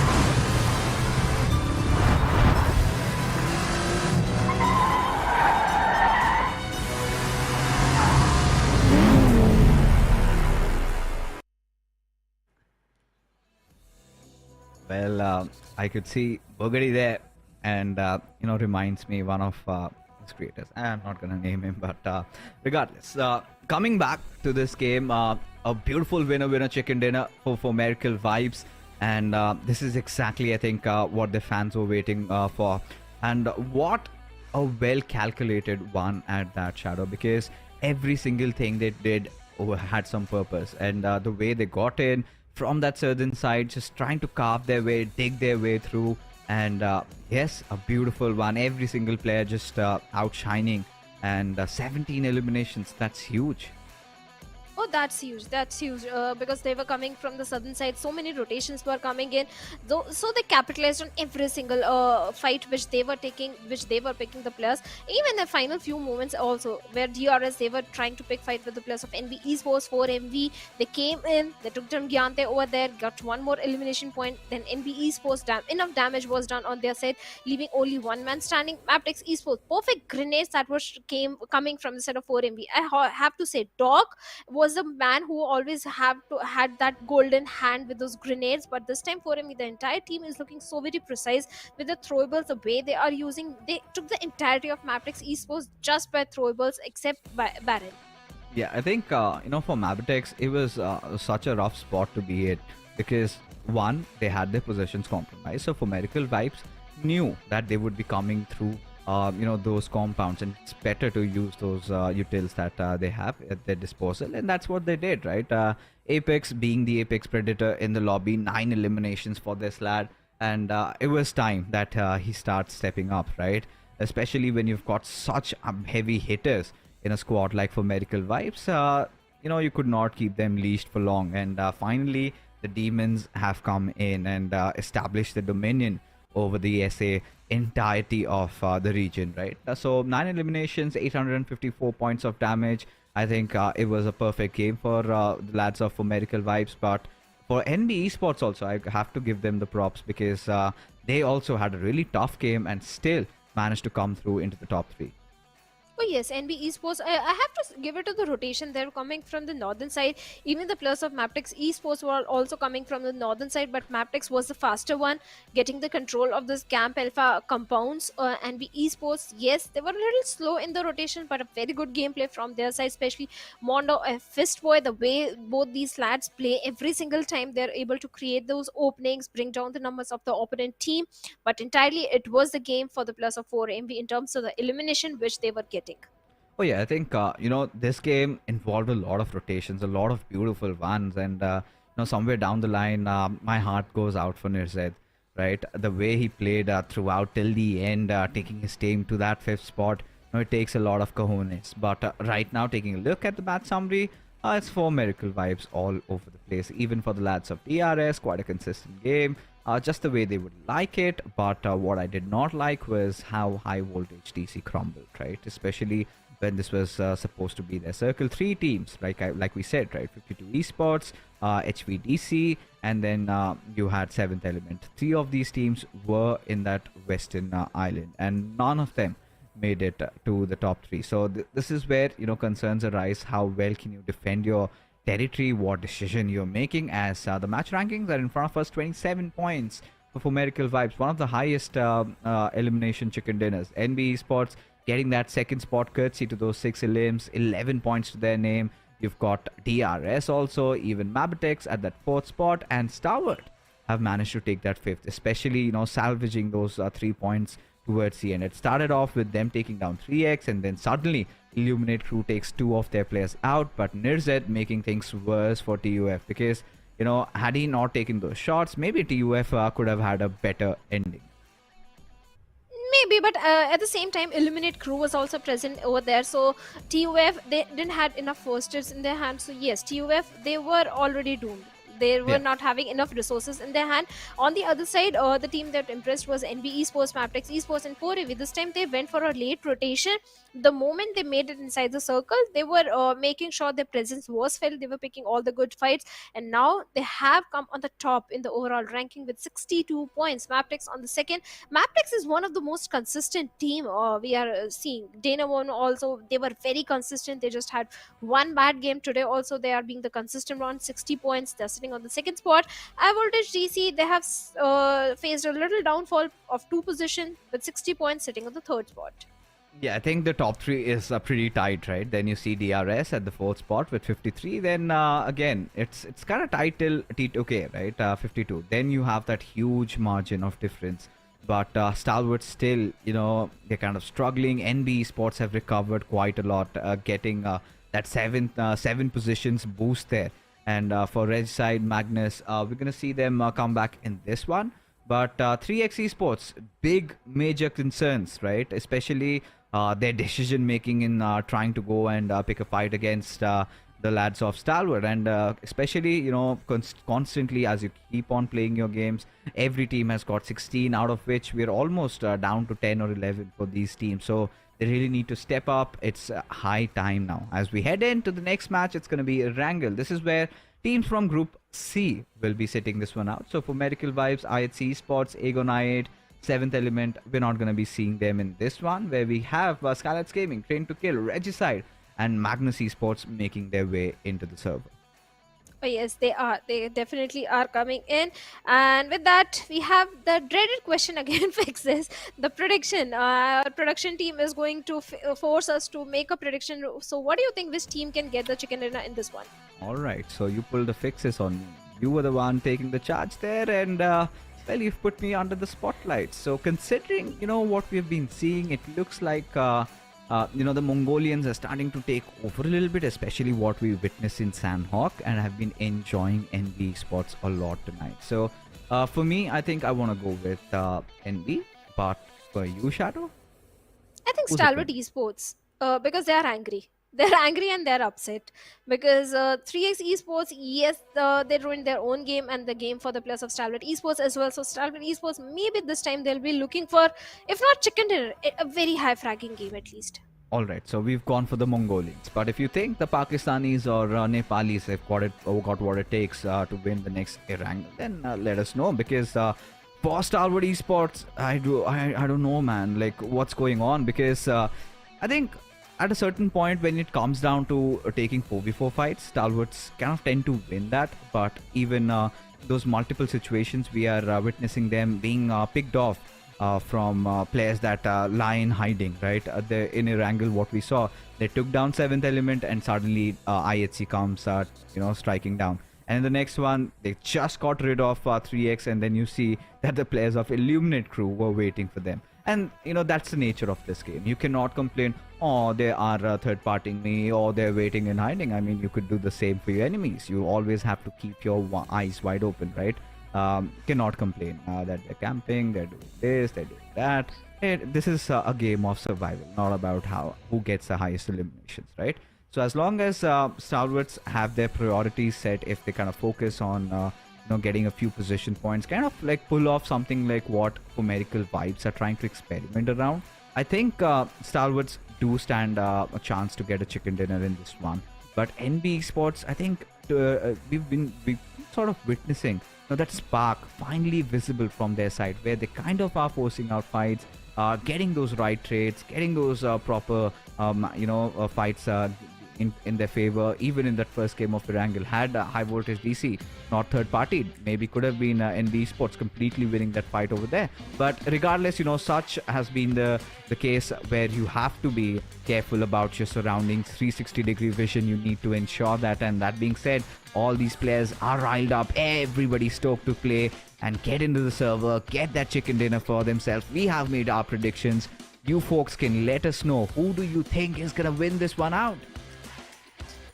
Oh, it's going to be a tough call. It's not so easy to guess which team is going to get a chicken dinner, because so many factors come into the picture. Your positioning, the very first circle, the rotations, the resources, the weaponry which you are having, the opposition which your opponent is. If they have a higher ground, there is a chance they are going to have an upper edge. If you don't have enough grenades or throwables in your hand, maybe you can't win that fight. And this time the flight path, it is favoring the southern western side, going all the way from shooting range towards Ferry Pier. So all the teams who like dropping in towards the side of Mansion, Prison, Lipovka, they have to resort to those vehicles. But for ME, Stalwart Esports, pretty easy journey for them. Stalwart Esports, yes, they do need those vehicles. For Leo Esports, Gatka, that has been a pretty standard drop for them. Even the players of Leo Esports, they are also impressing the way they are playing every time. Even I8 Crew, yes, I8 Crew did fare off really well in the previous Erangel as compared to day number 1. Illuminate Crew, they are looking much better. Yeah, I think, at this point, to be honest, Stalwart Esports, I'm kind of curious to see where do they drop. Do they directly go to the southern island? I think that's what they're gonna do. So, considering the fact that we do not get to see lads from, for medical vibes in this one, so they could also think about taking over the southern Sosnovka military base. But I think that is exactly what DRS has also got in their minds. And look at the circle. It's a little towards the eastern side. The hybrid one kind of ends around farm. So the teams that take control over those hills around shelter, I think they're going to have a massive advantage there. And I think even Quantum Rage, if they don't engage in an early fight with the players of SKYLIGHTZ Gaming, this can be the game. But looks like Reggie's side, they were in the vicinity of, in the compounds of Highvoltage DC. In fact, a single player was there and they have been punished. Reggie's side, they're struggling with the drop they are picking, with the rotations they are going for. Every single time, some teams cut off their rotation and they suffer heavy casualty. This time again, they lost one player, and Highvoltage DC, well, they have got one defeat point already in their pockets. So a good start for Highvoltage. They get the first blood. So as I was saying, Quantum Rage, in the previous Erangel, they came on the second spot. This time the circle is favoring the drop spot. If they don't engage in a fight with the players of SKYLIGHTZ Gaming, I think this can be a really good game for the players of Quantum Rage. Yeah, I think, given the circumstances right now, how Raw have been starting things off, there have been moments where they kind of have felt a lot vulnerable to me. But look at M7. He's kind of still and steady as a rock. And yet, no way he was unaware of enemies dropping right behind him. And suddenly, M7 just decides to swing through. TUF come marching in at him, and finally, his teammates come to provide that aid. But what's going down with Raw? What's cooking? They look distraught. at this point, Shadow, I can't really figure out what to say because no team that comes in has no awareness of their surroundings and suddenly they get picked off. Now, certainly will raise a lot of questions, especially how Raw carved their way through the SA Championships.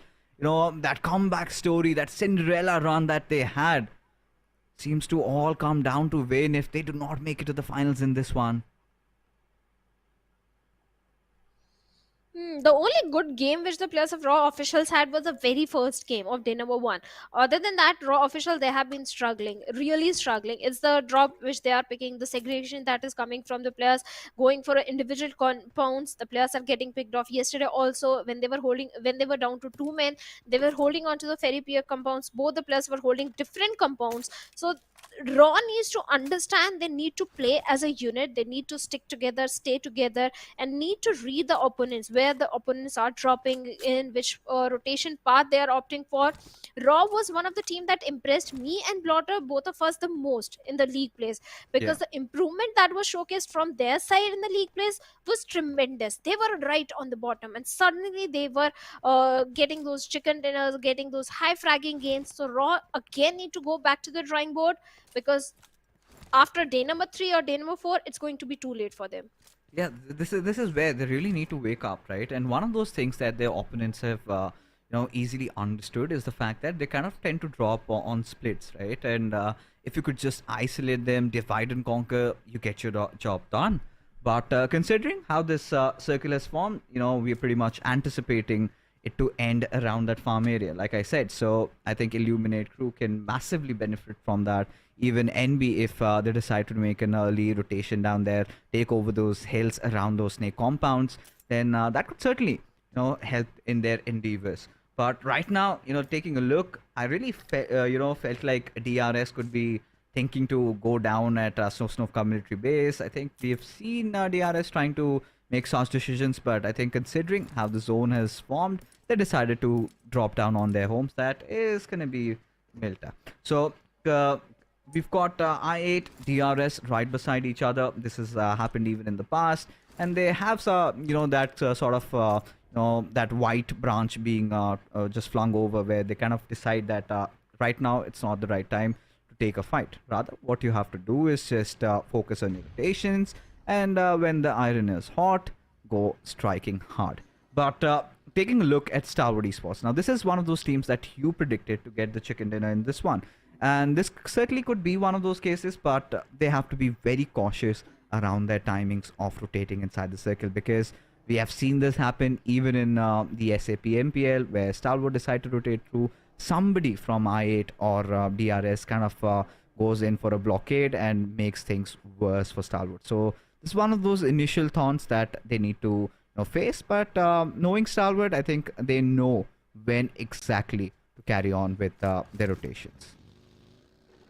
And this reminds me, it's the same circle. It's the same very first circle of SA finals last Erangel, where Stalwart Esports, they got a chicken in, and NB Esports, they were taken out pretty early in the game. This time I'm expecting the things to change. This time I want NB Esports to showcase a very good gameplay this time, because right now they are in the epicenter, and in fact that time too many third parties happened. That is why NB Esports, they were taken out pretty early in the game. Otherwise that could have been the game for NB Esports. Even now also, the players of 52 Esports are such close proximity to NB. So let's see what's gonna happen. On the northern front, we have the players of T2K also making their rotations, and looks like SKYLIGHTZ Gaming, they can do they can fire some shots towards them. There is a possibility of a fight happening. But talking about DRS, they are the consistent one. They always prioritize the rotation, they always prioritize the circle. But looks like NB Esports, they have already starting picking up the players of T2K. They have found one knock and might be looking for the confirmation, and here it comes. Mondo with the Scarl gets the confirmation as well. When you raise the topic about SKYLIGHTZ Gaming, I realized they're even in the lobby, because Shadow, honestly, they haven't really given us those moments, right, to rejoice, at least for the fans, because considering that rich legacy that they have, they've played so many of those GCs, and looking at SKYLIGHTZ Gaming right now kind of hurts you, right, especially when they're struggling so much in the overall standings, have been taking some early casualties. So there has to be a game where they make a comeback and redeem themselves, Because if that does not happen, then the fans will start losing hope, and that's not how you would want to see them shrink like. But taking a look, I think it's going to be one of those moments of truth. We have seen those rare occurrences where the circle tends to go a little down south, but I think it's going to be around farm, but that's not the case either. Kind of goes a little western towards that shelter area. And 52 Esports suddenly find themselves at the epicenter with Magnus nearby. And even eyes will be on Magnus, how they perform in this one. Even Highvoltage DC, they have the control of the school and the apartment area. Not too many rotations are coming from the western side, so Highvoltage DC are also looking in a good spot for now, at least in this circle. But if the circle suddenly takes a southern or the eastern shift, that is when Highvoltage might be in some trouble. And looks like Quantum Rage, they are also engaging in fight with the plus of 52 Esports. So too many fights are happening, and 52, they have all the 4 players alive. So maybe Quantum Rage, they suffered casualty right now. But Magnus Drawlin is also in the close proximity, and Hassan out in the open has been picked off. Yes, the smoke was there, but not enough to save him. And now 52 Esports out in the open. They have to regroup. They have to save the fallen comrade. But Leo Esports are also picking fight with the plus of I8. So many fights are happening as the circle shift happens. Teams are going for the rotation, and this time Illuminate Crew not in a good spot. Nova X in a very tight, tricky spot. All by himself. Woofy is so far away from Nova X. There is no chance that he can help his teammate if a knock comes in. And well, Leos, they have 3 players, a 1v3 situation for Nova X. Yeah, even look at Leo. They've got their flank set, right? And I don't see a world where Nova gets away with murder, right? Because at this point, slowly but surely, they're going to try and inch in that gap, lob a few utils. You've got that Molotov there. You've got Sus with that grenade already. And now they are going to push in tandem. As you can see, the Molotov has been laid at the first floor and just waiting for it to dissipate. But before that could even happen, Nova does instill some heart. Gets out on towards the stairs. Will patch himself up. Administer that first aid. And would somehow be hoping that his teammate makes it in due time, as Nova X, this is the right time, because Slipknot, he's got his attention kind of divided on towards Woofus, and this is where one more grenade coming in from Nova's side could have maybe done the job, as Woofus still decides to take a fight, and this is how disgusting DBS can really be, as Slipknot manages to escape there, as Nova, the last surviving member of Illuminate Crew, finally jumps from the window, and now he decides to go for that 1v3 fight, as Slipknot spots him out right in the open as the shots are being taken. Nova taking some massive damage as Leo just surround them, and it is gonna be Sus who deals that final blow. And that being said, Illuminate Crew are out of the server. They didn't have the numbers. They didn't have the numbers in their favor. But Leo Esports fight is not over, because now in the close proximity are the players of 3x Esports, and they can be the next victim. But Magnus Esports, this time they are looking for some action, but the position they are in, out in the open, Highvoltage DC on one side, some other teams also in the close proximity, and one of the player of Magnus Esports is a bit far away from his teammates. So Magnus, they need to regroup as soon as possible. MABETEX Esports, they are trying to move in from the eastern side.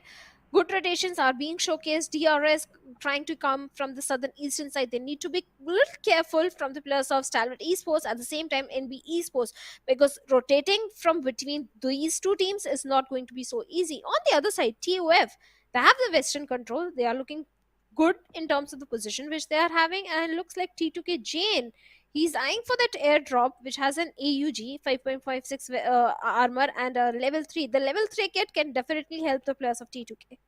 You know, at this point, questions are going to be raised if anybody is going to, take that move to try and secure that drop, because you could see so many surrounding enemies around over here. And I really like how DRS is just kind of being really patient, not getting inside the circle just as of now, ensuring everybody gets in and be the last one making their, or rather carving their way inside the zone. I like the positioning even for the players of 3x Esports, this time quite stable, having that little bit of an hilly advantage. And even for the lads of Magnus, they've got some compounds to play around with. T2K, quite stable as well. Highvoltage DC just around those L compounds, and they'll be pretty happy. So not really witnessing a lot of fights. SKYLIGHTZ Gaming have decided to take over that northern route and get into the circle. And this is going to be one of those games where they really need to start deliver. But for 52X Esports, you could see Choto in being rather precarious situation, has dropped off a smoke. But you know, this is the way of life, right? Right in the open, in the fields, if you land a smoke, the enemy is bound to know that there's somebody around. And you know, the next moment you see a few grenades coming in, few molotovs, and the next second you are on your knees. But T2K Esports, not the best of spots to take cover, but as long as you're inside the circle, as long as you're safe and sound, doesn't really concern me. As Shoto, he's been spotted out, and Jane just trying to pepper down a few bullets with some bursts of fire over there, receives some help from his teammate as he comes and rescues him from such a tough spot. Oh yes, finally he has been rescued. Thankfully, 52 Esports, they have their numbers, all the 4 players alive. But on the other side, Zordi, he's in a very tricky spot. He has the players of Quantum Rage, but for now, Quantum Rage, they're not aware of the position of Zordi. And sooner or later, someone is going to spot him, and there is no chance that he can make an escape from the situation. Yes, the vehicle is there. The little bit of the ridges are there, but that's not enough for a 1v4 fight. On the other side, 52 Esports are engaging with the players of DRS, and DRS, well, they are the one losing on to their numbers, but looks like 52 Esports Joker finds Gyante as well, and DRS, now they are in the backfoot situation, but 52, they need to watch the 6 because from backlines, even the players of Quantum Rage are also converging them, so 52, they are also in a very tricky spot. The numbers are dwindling down for the players of DRS, the smokes are there, the vehicles are ready, but there is no enough time to go for the quick escape from the situation.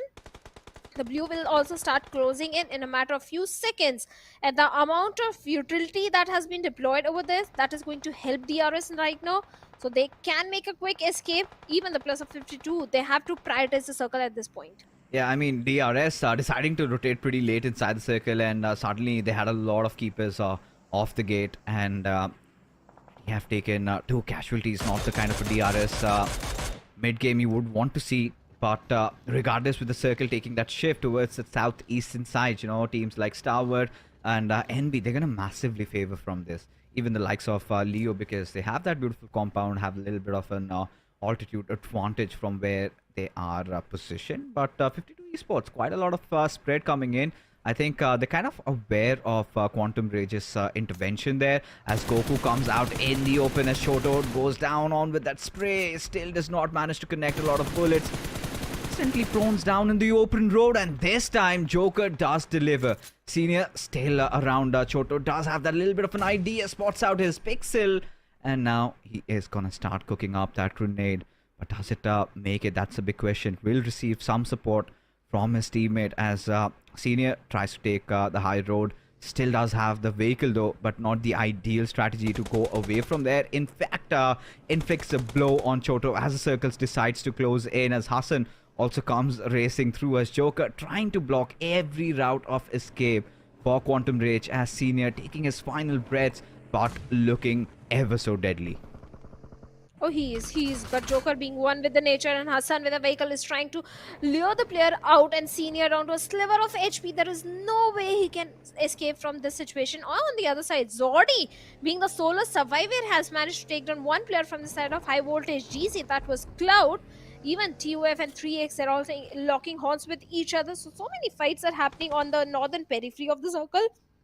And looks like 3X and TUF, they are in a very tight spot with Edgar down on his knees. There is no way anything can happen. And Breakup finds Thor as well. And now TUF, they don't have the numbers at this point. And this is a moment when the players of 3X Esports will start redeeming themselves. 2 defeat points already in their favor. And now Cairo being one with the nature. Even the players of Magnus Esports are so very close. Drolin was there. First glimpse, but still Cairo gets taken down. No, this is the farthest we've seen from 3X Esports, right? Cairo, of course, he's down on his knees. I'm pretty sure his teammates are going to come to his aid. Somebody's going to trigger that revival. But Drolin, he wants blood. And you could see those grins being cooked. But Drolin, in fact, goes out on a suicide mission, right? Overcooks that grenade and forgets that he needs to let loose. And in the process of doing so, is now down on his knees. giving enough time for the players of 3x Esports to recuperate, rejuvenate, and then think of their next course of action as fast as Smoke has kind of gave away his position where Miracle would want to close in on that gap, decides to step out of his vehicle as now the fight has broken down. Faster still, I do not understand what are these players up to, because at this moment you could see that reluctance coming out from the players of 3x Esports, but Magnus still have the benefit of those compounds as Zibian needs to find a way to get inside the circle as things are starting to slowly but surely get heated up over here. As Zibian just trying to scout through the land, scouring and closing in on 3x Esports. What on earth is he trying to do, Shadow? I don't know. Both these teams, they have to realize they're so far away from the circle. They have to prioritize the rotation as well. Otherwise, the players of Highvoltage or maybe the players of Leo Esports will be ready to gatekeep them. And 3x Esports, well, this time the mature decision I am seeing from their side, they're prioritizing the circle. And so does the players of Magnus Esports need to do at this point. Considering the position of other teams, well, Stalwart, they are right in the epicenter, a good position to hold on to. NB Esports and MABETEX on the eastern periphery of the circle. And majority of the teams are on the periphery, but 3x Esports, they still need to be very cautious because Magnus Esports looks like they're still hunting and Cairo is getting shots from multiple directions. It's so hard to process what's really going on in the minds of these players as Zibian deciding to lob over. Piece of utility does connect on Miracle as he goes falling down. Dio from the other side with the Kar 98. Not a spectacle that you see a lot these days, especially when you've got that M4 on that 6 times being the ideal choice of loadout. But there are very few skilled snipers, and surely Haidami is one of them as Zibian deciding to charge in through, and 3x Mom 2 right out in the open, and Faster will have no trouble getting that knock as Magnus decide to go in, but Zabaf with that beautiful flank angle decides to pick him off, and before even Zibian could come in into the fray, he is a dead man walking as Zibian slowly but surely trying to inch in closer. One with the nature right now. Is Zabaf aware of Zibian's flank over there? Miracle right on his knees as 420 boy trying to figure a way through, but Zabaf does have that high ground advantage. If he kind of can inch in a little closer, maybe just draw Zibian out. But with the movements that he's been making, I'm pretty sure Zibian at some point will spot him out. But it is the other way around as Magnus have finally been dealt with. 3x Esports, this time with 5 finishes already to their name, have made it to the top 10. And they are looking ever so deadly as now SKYLIGHTZ Gaming right nearby 52x Esports. Jalad manages to get that pick on Mafia Ninja. SKYLIGHTZ Gaming, even they are struggling. Nima down to Sliver has been taken down by Jalad. Uzi over there, leaving AJ all by himself. There is no way that AJ can pull this fight off, and he also bites the dust. And SKYLIGHTZ Gaming again having a very bad game with 0 elimination points. They bits bye-bye on the 9th spot. 3x Esports, yes, they didn't manage to get good elimination point, but they grabbed the attention of Leo Esports, and Zarbaf, well, he has been dealt with. Now only 7 teams, 21 players remaining. 52 Esports, the desperation of the resources. They are going out in the blue to collect those first aid. But thankfully, they do have the vehicle. And Hassan, can he make it inside the circle? No, he doesn't. Yeah, this looks like a Stalwart game written all over it. And considering you've got all 4 of your players alive, I do not see a world where they throw this one away. As Jiggle absolutely surrounded from all corners, and Liquid, he's gonna deal the final blow. And that being said, they've been dealt with for now. Hassan and Jalad have somehow kept themselves alive, have been getting really close. They've been making those top 5, top 6 in every single one of those games. And 52 Esports, their fans are going to be happy with that. But Leo Esports, they have been one of those teams that has shown the utmost improvement so far from the SA finals coming into the SA championship, considering how their performance was right now. I'm pretty impressed with how these lads have been holding off 8 finishes already, and now they might have their eyes set next on the players of 52 Esports as Jalad.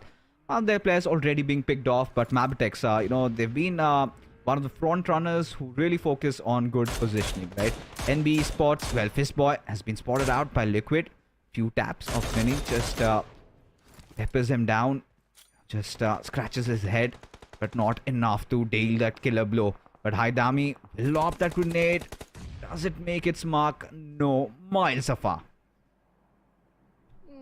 He's surviving. For now, he's surviving, but I don't think he can survive for very long because one side we have the plus of T2K. Even T2K, they're not having a very good position. All they have is a little bit of the shack to hold on to.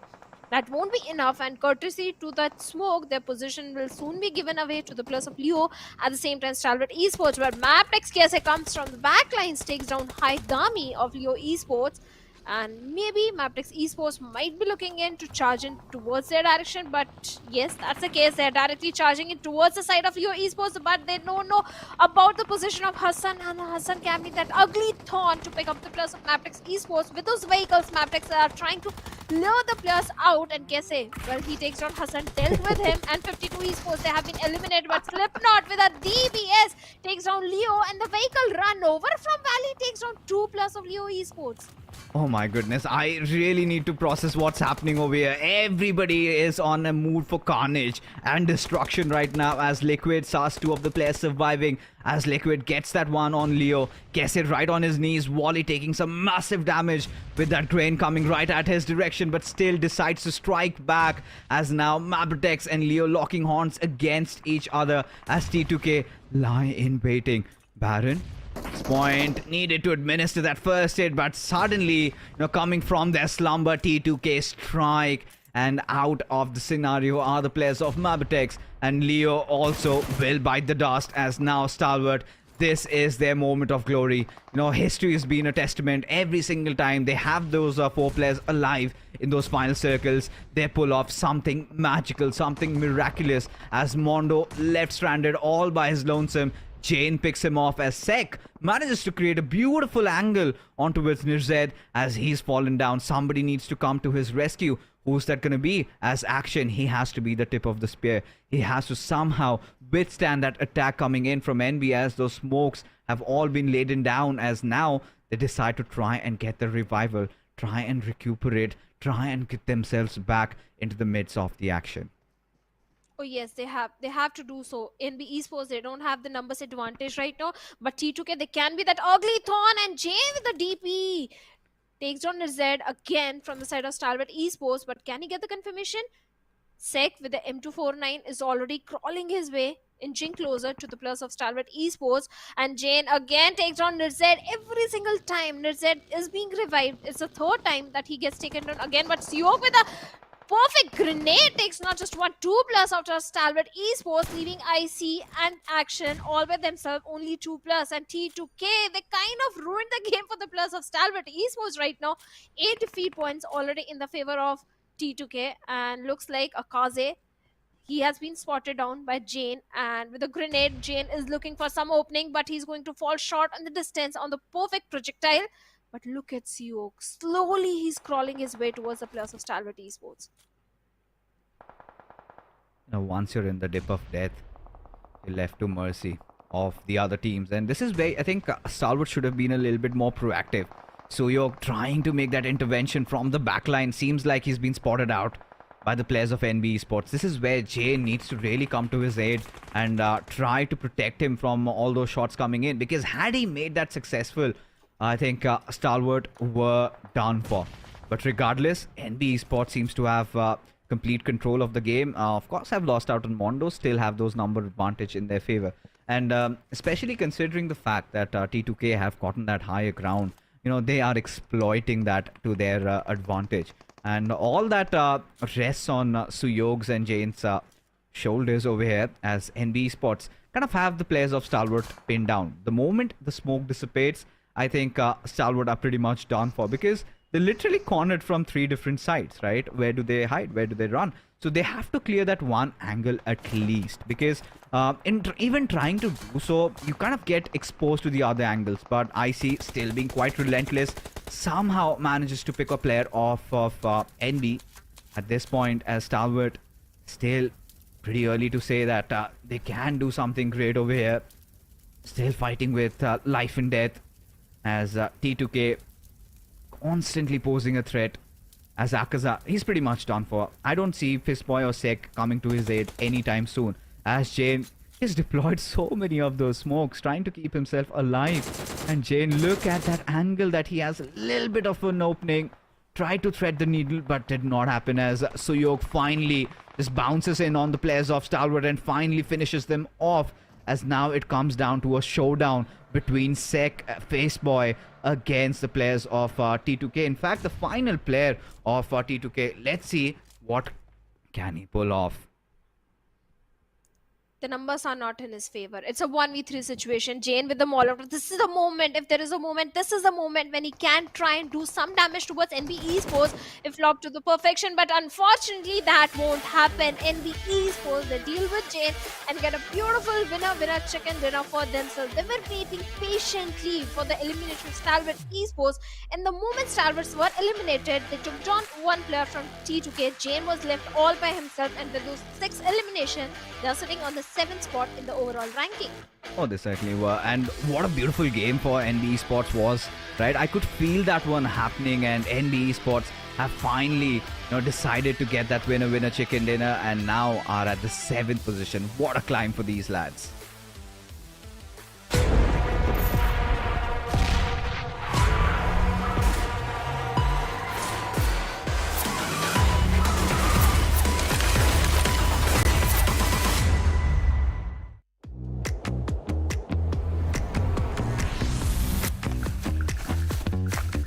सब कुछ मेरे हाथ में है कोई ये supply इस तरह मुझसे छीन कर तो दिखाए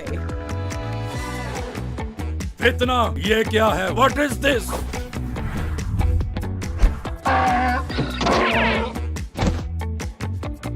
इस बार मैं नहीं हारूंगी हाँ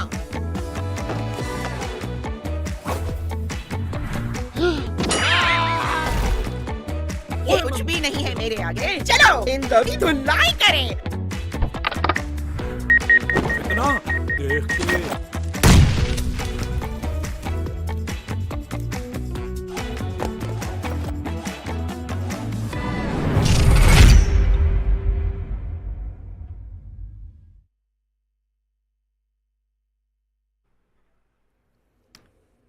What a game it was from the Mongolians, right? They come in, they strike hard, and they get that chicken dinner. NB Esports, I think they were showing those signs of resurgence and doing everything right. Just when I felt, that circle formed, I thought it's going to be Stalwart. Then I realized they're in the dip of death. And, for trying to get a chicken dinner out from that situation, you have to, get a little bit proactive, right? You need to start controlling the situation. You need not let the enemies take over. And that is exactly what happened. And Stalwart was stuck in that situation. But the wildcards did come in the form of T2K. Impressive, especially with the numbers they had and what they pulled off. Not just taking down one, but multiple squads. And absolutely just ruining everybody's dream of getting a chicken dinner. T2K were impressive as well.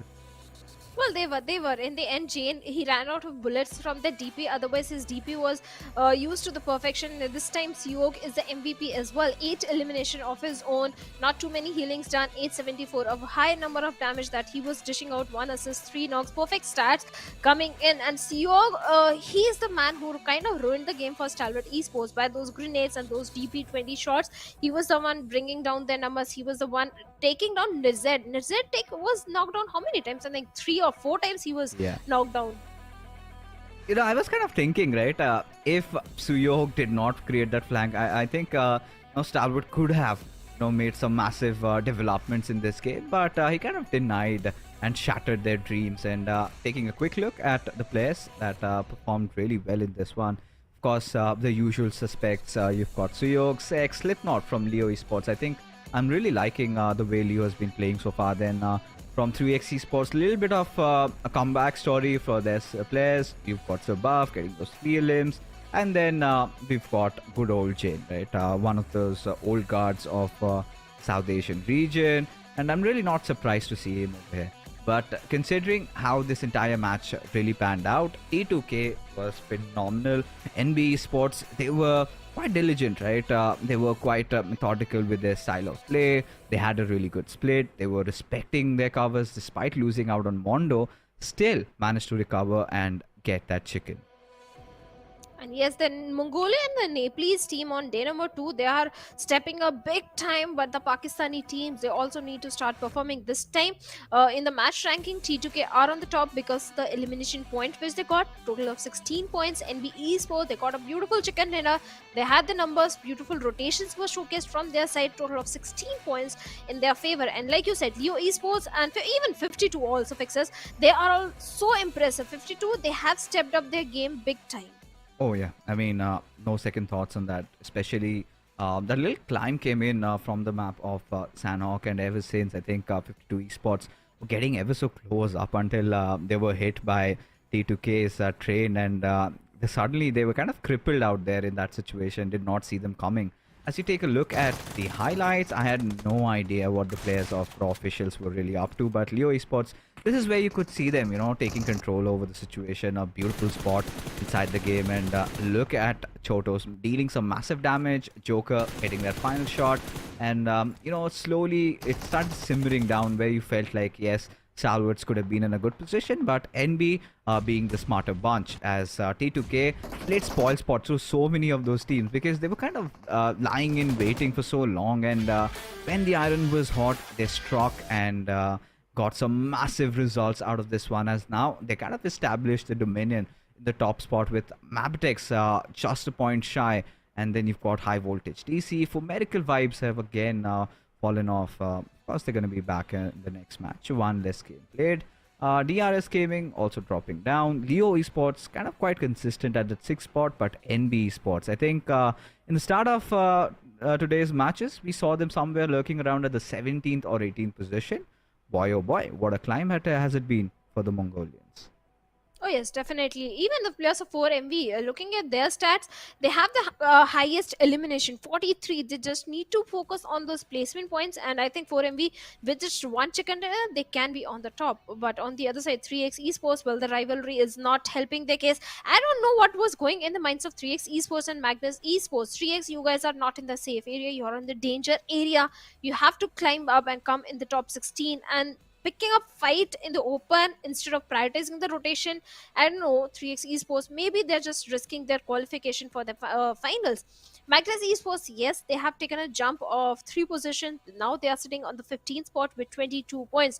But one bad game and Magnus Esports, they can come down and they can be the danger area. Oh yeah, I think there's no doubt on that, right? Considering how these teams have been performing, and Magnus Esports haven't really been that impressive, especially how they played in their region's PMPL. But as we take a look at the schedule, this is one of those games where teams from Group B will be sitting it out. It's going to be Erangel again, and Group C make their way in. For Medical Vibes, just a couple of games ago, managed to get a chicken dinner, the first NDS championship, and now they'll also be joined by IHC, Aegon, I8, and 7th Element. And I consider Group C to be one of those group of deaths, to be honest, right? Especially with the teams that are stacked up over there. And 7th Element, still, they kind of are taking those baby steps, but I feel slowly but surely they're also settling in. Now, considering, Erangel is up, and I got one of my predictions right. I'm quite happy about that. Shadow, prediction time. Which team do you think is going to take this one home? T2K this time, I think they can do it again. Or maybe Stalwart. Okay, I'll go with T2K. All right. Are they playing? Yeah, they definitely are. Yeah, considering then they're T2K.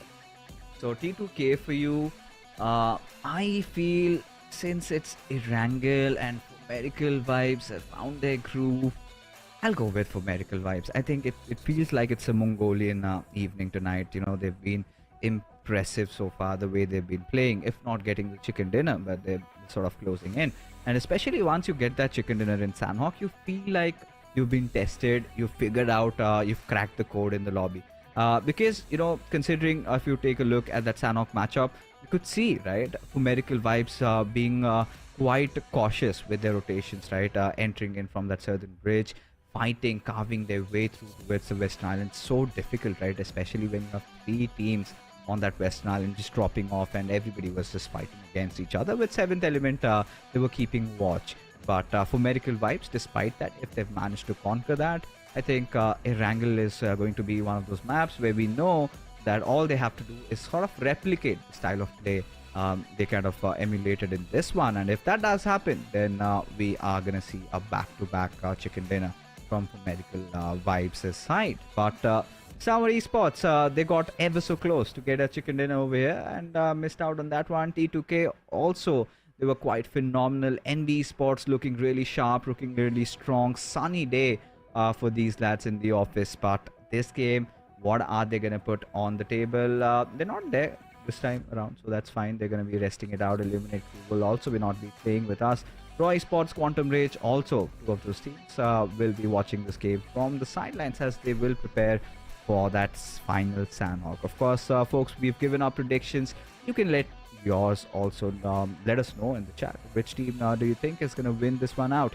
But talking about Erangel, finally we managed to see a different kind of a circle, a little towards the east. But this time, if I have to say, ask you, Shadow, which sort of a circle do you want to witness?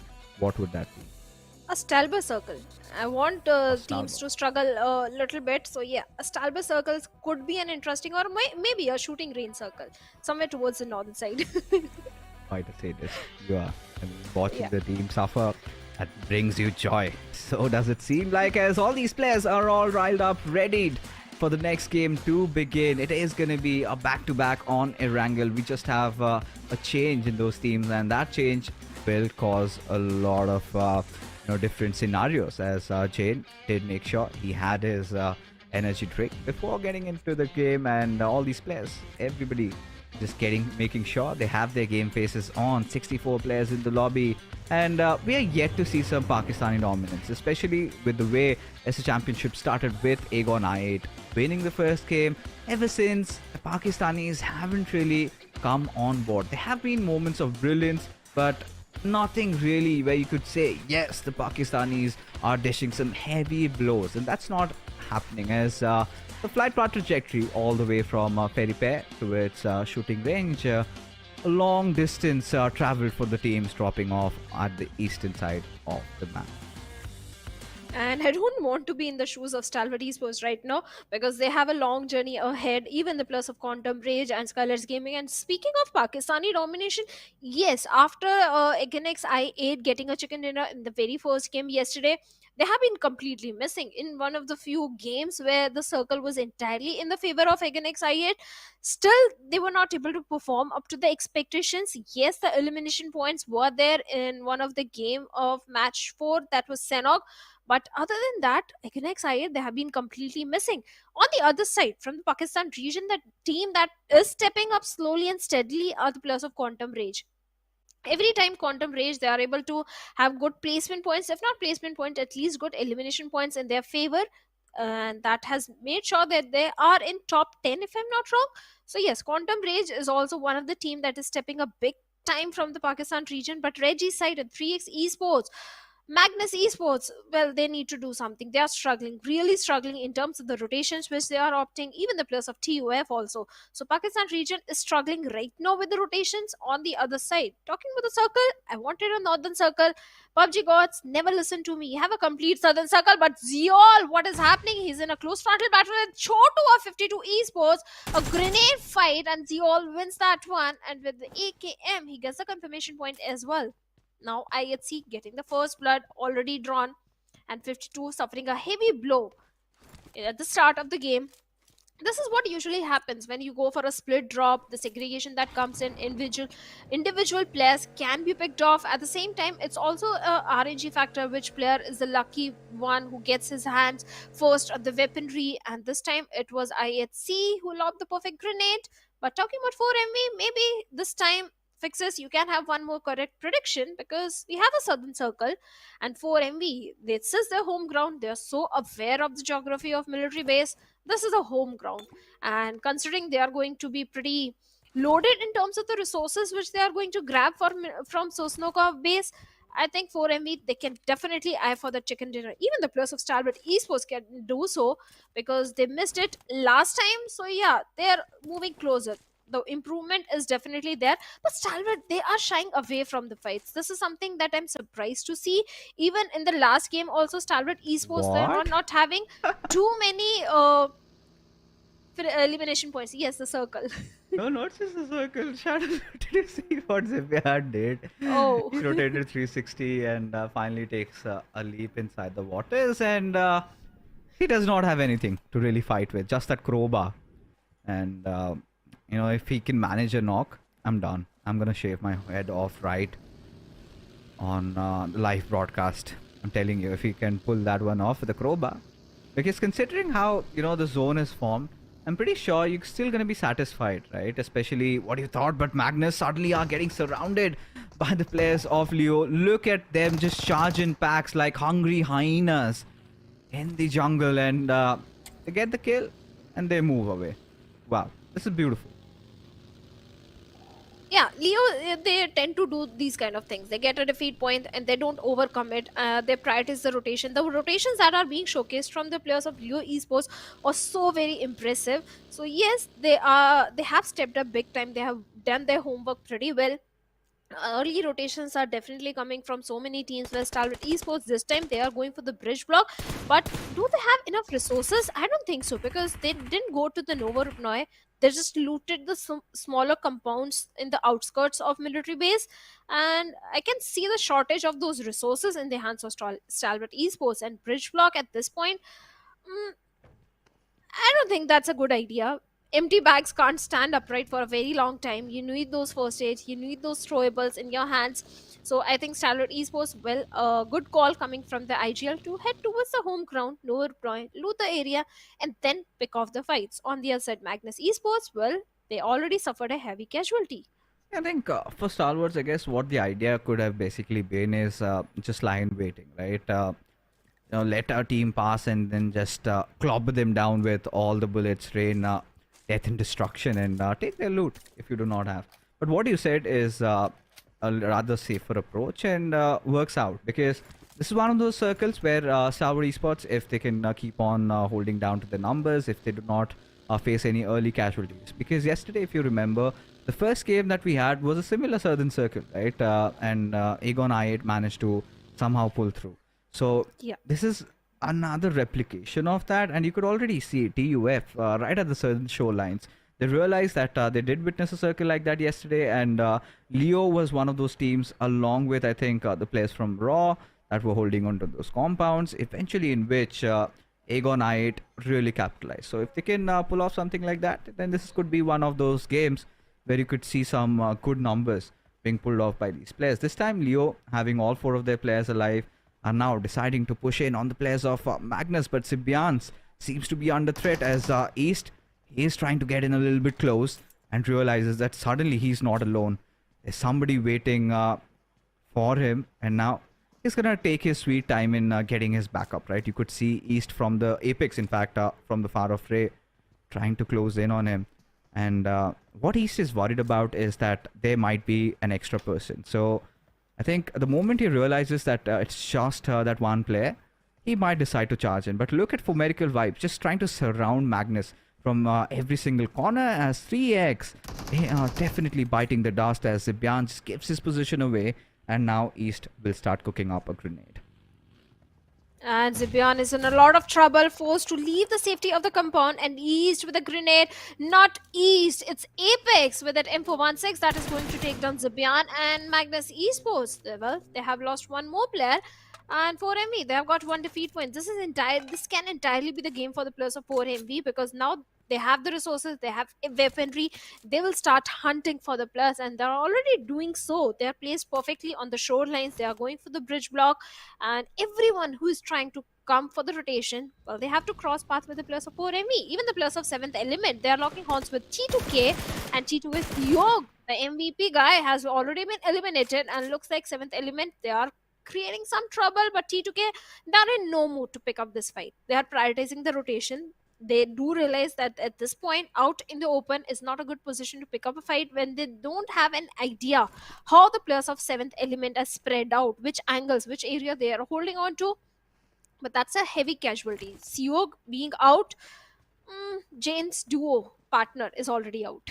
Yeah, and that's not a good news for them, is it?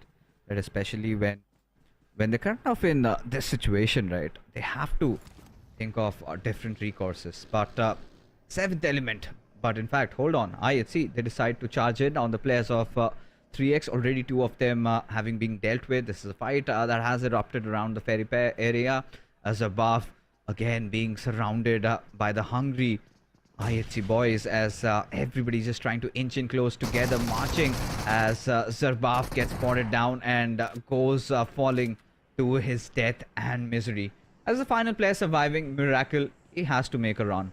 He has to scoot away from that position, because IHC, they're one of those foes that you cannot really mess with all by your lonesome, as I see spotting out some players trying to come in through the shorelines and dealing with them without any discomfort.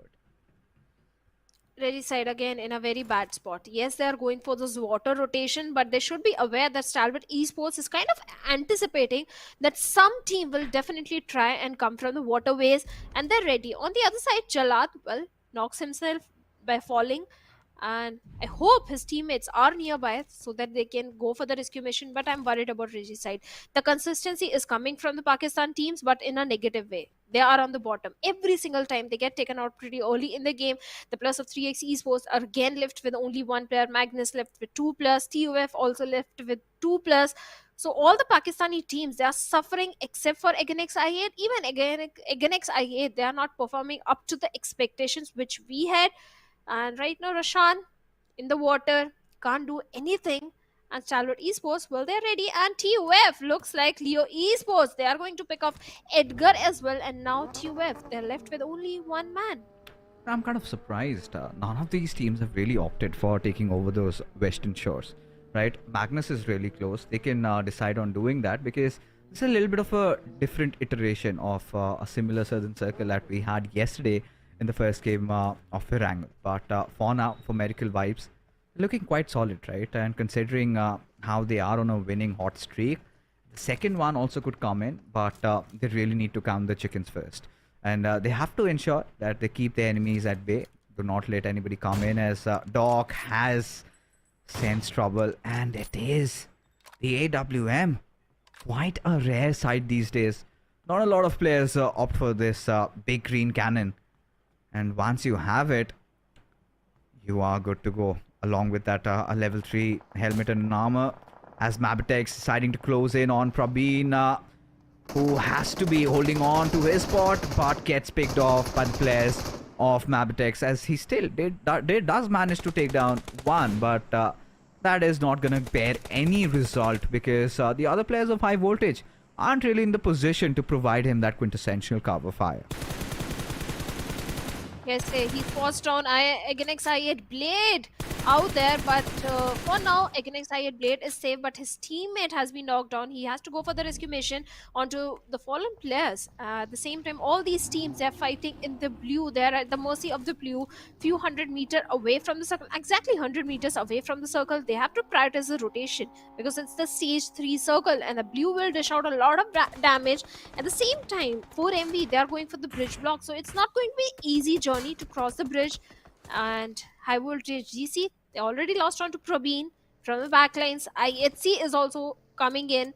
And 4MV, this time they are picking the plus of 52 Esports. Looks like Joker has been picked off, and the circle suddenly takes a sudden shift. And MABETEX Esports, Valley is placed perfectly to stop the plus of IHC, but looks like they are opting with the waterways. Oh yeah, they certainly are.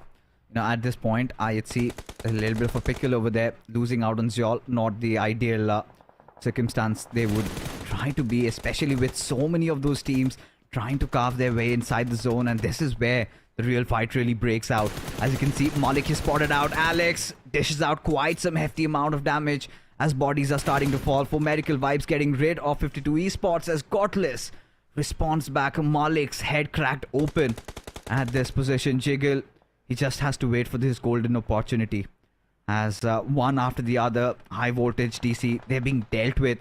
As there you can see, for Medical Vibes also raining death and destruction, as Igon I8 trying to capitalize on the situation, try to go on top of the lighthouse. But at this point, Blade trying to march in through, will not be spared as he steps out of his vehicle, just barely surviving. And no is going to be the answer, as Alex at the final bullet connects and gets the job done. As MABETEX have 2 of their players already down, as IHC still struggling to somehow get inside the zone with Aegon i8 also in the fray. It is so many of these teams surrounding the Western Bridge, and who gets through, especially even if you do, for Medical Vibes are so well situated to try and stop any sort of movements from that area. 4MV, this is the game for them. It's a golden game for them to capitalize on those elimination points. Right now, Highvoltage Jiggle is in a very tricky spot with the plus of IHC Demo, up close frontal battle, and the UMP reigns supreme. And Jiggle has been eliminated, and with that, Highvoltage DC, they bite the dust on the 15th spot. But IHC, they have got 8 defeat points, but LX right in the crosshairs of Ghost takes hefty damage. At the same time, Demo has been knocked down, and now IHC at the mercy of the blue. Things are not looking good for both these teams. Againx i8 and IHC, and Againx i8 IQ takes down Godless as well. LX, will he try and save his teammate, or will he prioritize the circle? Looks like he was trying to prioritize the circle, but there's no chance. Up close frontal battle with IQ over there, and with the M416, he's going to eliminate IQ, leaving Ghost all by himself. Now LX and Ghost with the grenade. LX might be looking for some connection, some damage. At the same time, Ghost is also having a similar mine, who is going to have the perfect projectile. Ghost down to 30 HP. Not looking good at all. And the blue will come in, and Ghost has been taken down by the play zone. With that, Againx i8 bits bye-bye from the lobby. Even IHC, they're not looking so very good because LX is only having single first aid. Yeah. And at this point, all he needs to do is loot the other crates and find a few more. In fact, does though get something out of Blade's crate. But how do they get in? Killer YT falling to his own misery as SKYLIGHTZ Gaming pick a fight around that military base, right? As Alex, just trying to make sure it's kind of a waiting game for him. He has to ensure that Leo gets inside the circle, and then he can make a move. But with the zone doing some good chunk of damage right now, it's going to be really tricky of who makes it fast, because Leo still does have 4 first hits to work around with. SKYLIGHTZ Gaming, no fear, closing in on Sandesh. They've managed to get a few knocks out of T2K, and now we'll just go out from here. In fact, before doing so, he manages to confirm those limbs there. As another player, I think it's going to be Rig, who's trying to take a few shots at Nofia's direction, and Mafia Ninja suddenly provides that cover fire. But despite that, Rig still finds his way through and manages to get that pick over there. And now SKYLIGHTZ Gaming are going to be in 2 minds if they really want to commit for Rig, because he's trying to establish a good standoff over there, and SKYLIGHTZ Gaming have to be quite cautious of the threat looming around as 7th Element do decide to strike in. But seems like SKYLIGHTZ Gaming were well prepared for that, as 2 of the players have already fallen down. Still Diaby alive. In fact, it's going to be Tabby still alive, and let's see what can this lad pull off from over here. AJ is still holding on to his dear life. There is no way that he can save his teammate Nima at this point without dealing with the plus of 7th Element, and Tabby going for the rescue mission onto his teammate. Yes, the smokes are there.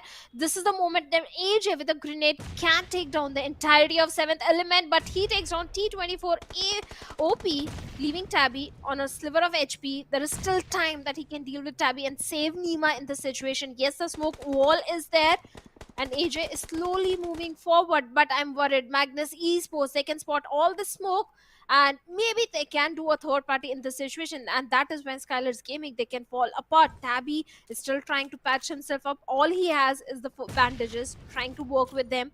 But action comes in, and with a grenade takes Nima out of the picture, and 4MV also locking horns with the plus of IHC. IHC Alex, the only man surviving, looks like he has been eliminated on the 9th spot, with 9 elimination on the 12th spot. Stalwart Esports doing a perfect third party, and looks like SKYLIGHTZ Gaming, they are not able to stand tall. Yeah, I mean, eventually being out in the open, and that's gonna cause a lot of troubles. Mafia Ninja left to fend for himself as Stalwart slowly but surely trying to make their way in through, scarving their way. All 4 of the players alive. I like the odds. But Leo, this man, refuses to bow down. Still alive, still keeping them in contention. MABETEX, such a huge improvement even from their sides, considering how they were playing in the SA finals, and now also looking a lot more solid as Mafia Ninja. He really needs to watch out, because now not only he's got to deal with the forces of T2K, but also the Mongols coming in. Stalwart Esports, in fact, Action letting loose a few bullets did make his presence felt. Of course, that huge vehicle also showing himself as Joker somehow manages to secure that knock as Avenger, the final player from Regicide, playing around the shores. But is Joker aware as Avenger? This is the right moment where he decides to strike in. But I think he's just going to try and buy a little bit time so that he can get his teammate back alive. As Magnus, faster, landing a few grenades and everything converts in gold. As Rig again causing so much problem for Nized. As look at Miracle. I think it's the final player for 3x. And now he could get down not just one but two squads. If he makes his timing right, he needs to wait till TUF and Regicide fight it out and salvage whatever remains of the other. This is a very good chance for 3x to capitalize on those 3 elimination points. Miracle, yes, he just has to wait patiently and finally takes down Avenger, gets a confirmation point as well, leaving only one player from the side of Regicide. That is going to be Noki. Noki has been taken by Joker, sir, and Miracle. He can still take down the last player from the side of TUF, but also he needs to watch his 6, because from the backlines, Leo Esports, they have spotted him down. So Miracle has his own worries.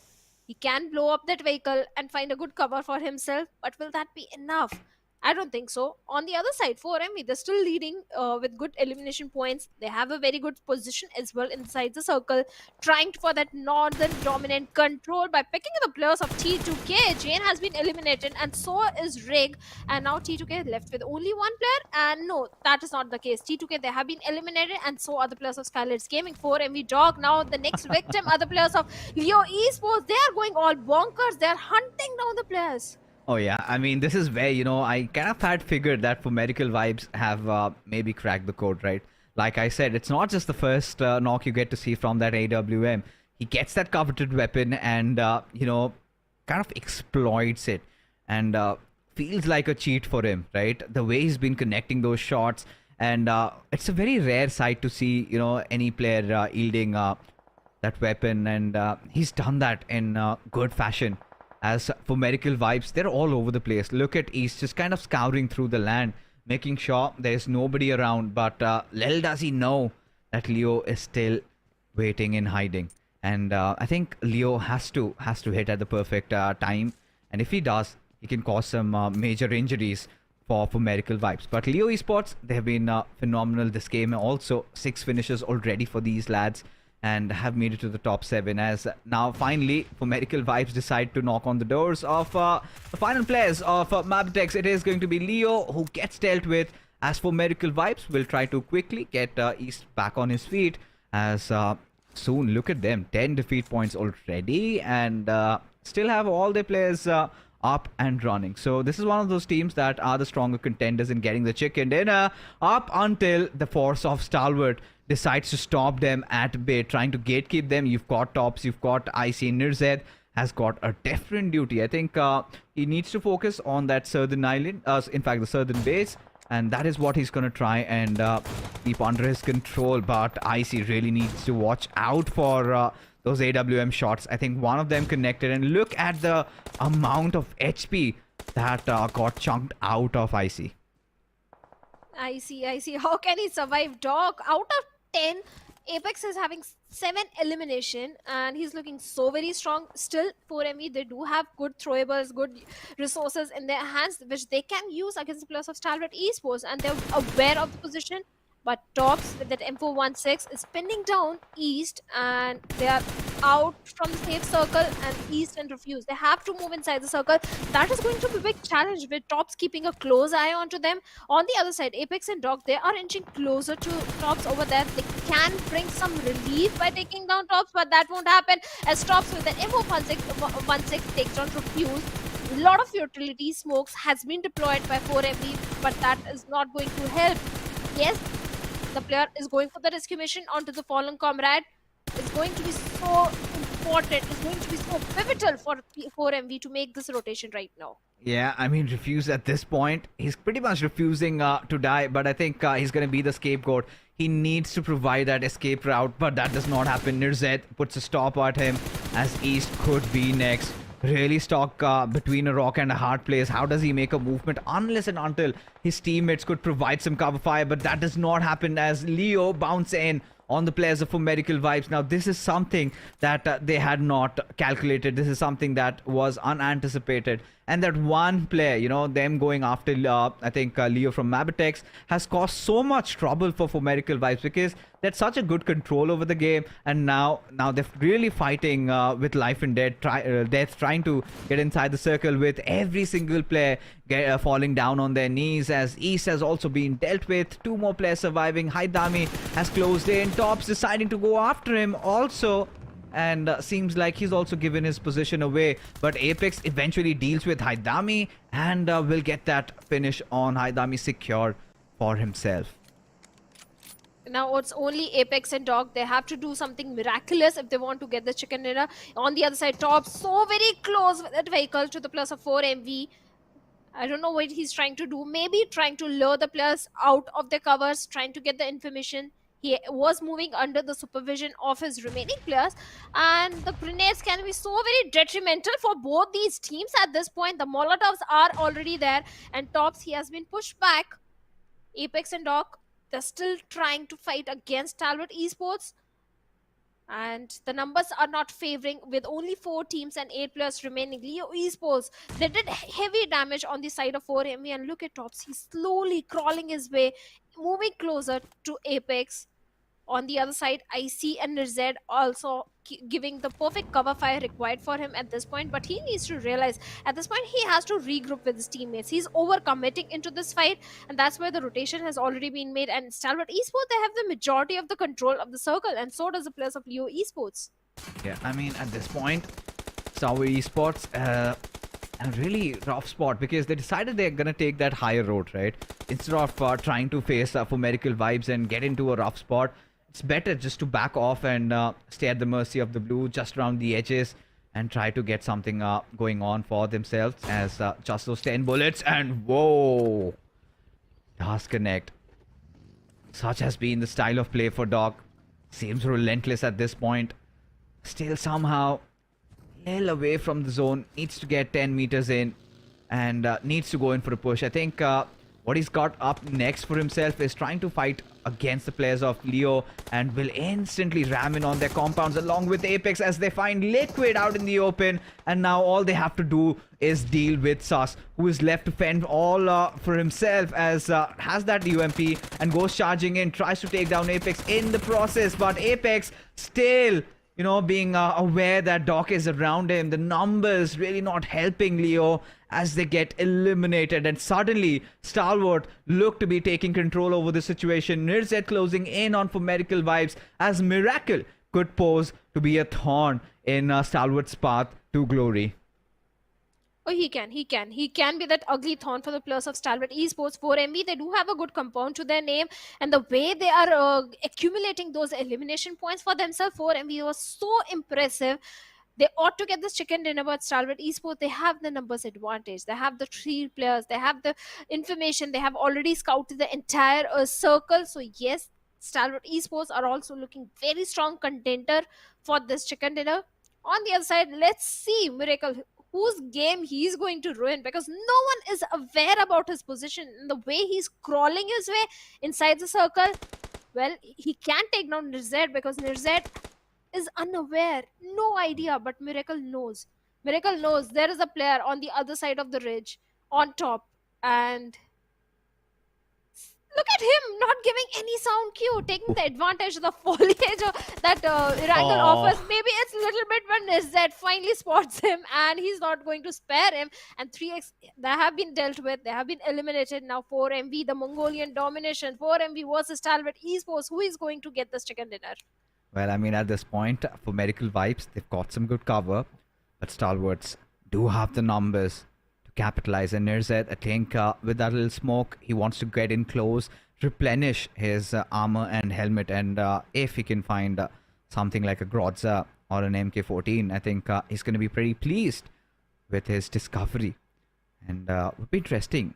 I want to see what does he get over there as for Miracle Vibes at this point have to exercise extreme caution, because Stalwart, they've got so much room and space to work around with. They've got that element of surprise, right? But for Miracle Vibes, they've got quite restricted movements over here. And after this circle, it kind of breaks open. And once it starts shrinking in, Apex and Dog, they need to find their way through. 8 finishes already for Apex, and Dog sitting at 5. And I'm pretty sure the numbers in terms of damage, it's going to be massive. I don't know if it's the best of ideas for Apex to explore outside his compounds. I think he's just trying to create a different angle on the players, maybe watching out for the flanks. And that could be the intention of for Miracle Vibes. But now this is the moment of truth. Next couple of seconds, you will have the circle starting to close in. This is where Nirzed and Doc, they will have that face-off, which will sort of decide the fate of this game. As Doc, instead of the AWM, decides to stick to the AUG. Did manage to dish out some damage, but still Nirzed is alive and kicking. But his position has been compromised. Yes, he is alive. Stalwart Esports, finally they have stepped up the game. This time they are a little aggressive. They have got good elimination points as well. Otherwise, in the previous game, Stalwart Esports were kind of shying away from the fight. But now, again, they are back in the action. Last time they missed the chicken dinner. They came on the 3rd spot, but Dog finally finds Nirzed, shuts him down instantly. Now Icy and Tops are ready with those grenades. The smokes are there, and under the cover of the soft cover, they're trying to move closer because of 4MV. And Doc with that AUG is looking for the confirmation point onto Nirzed, finally finds it. Now it's a 2v2 battle. Anyone can take it home.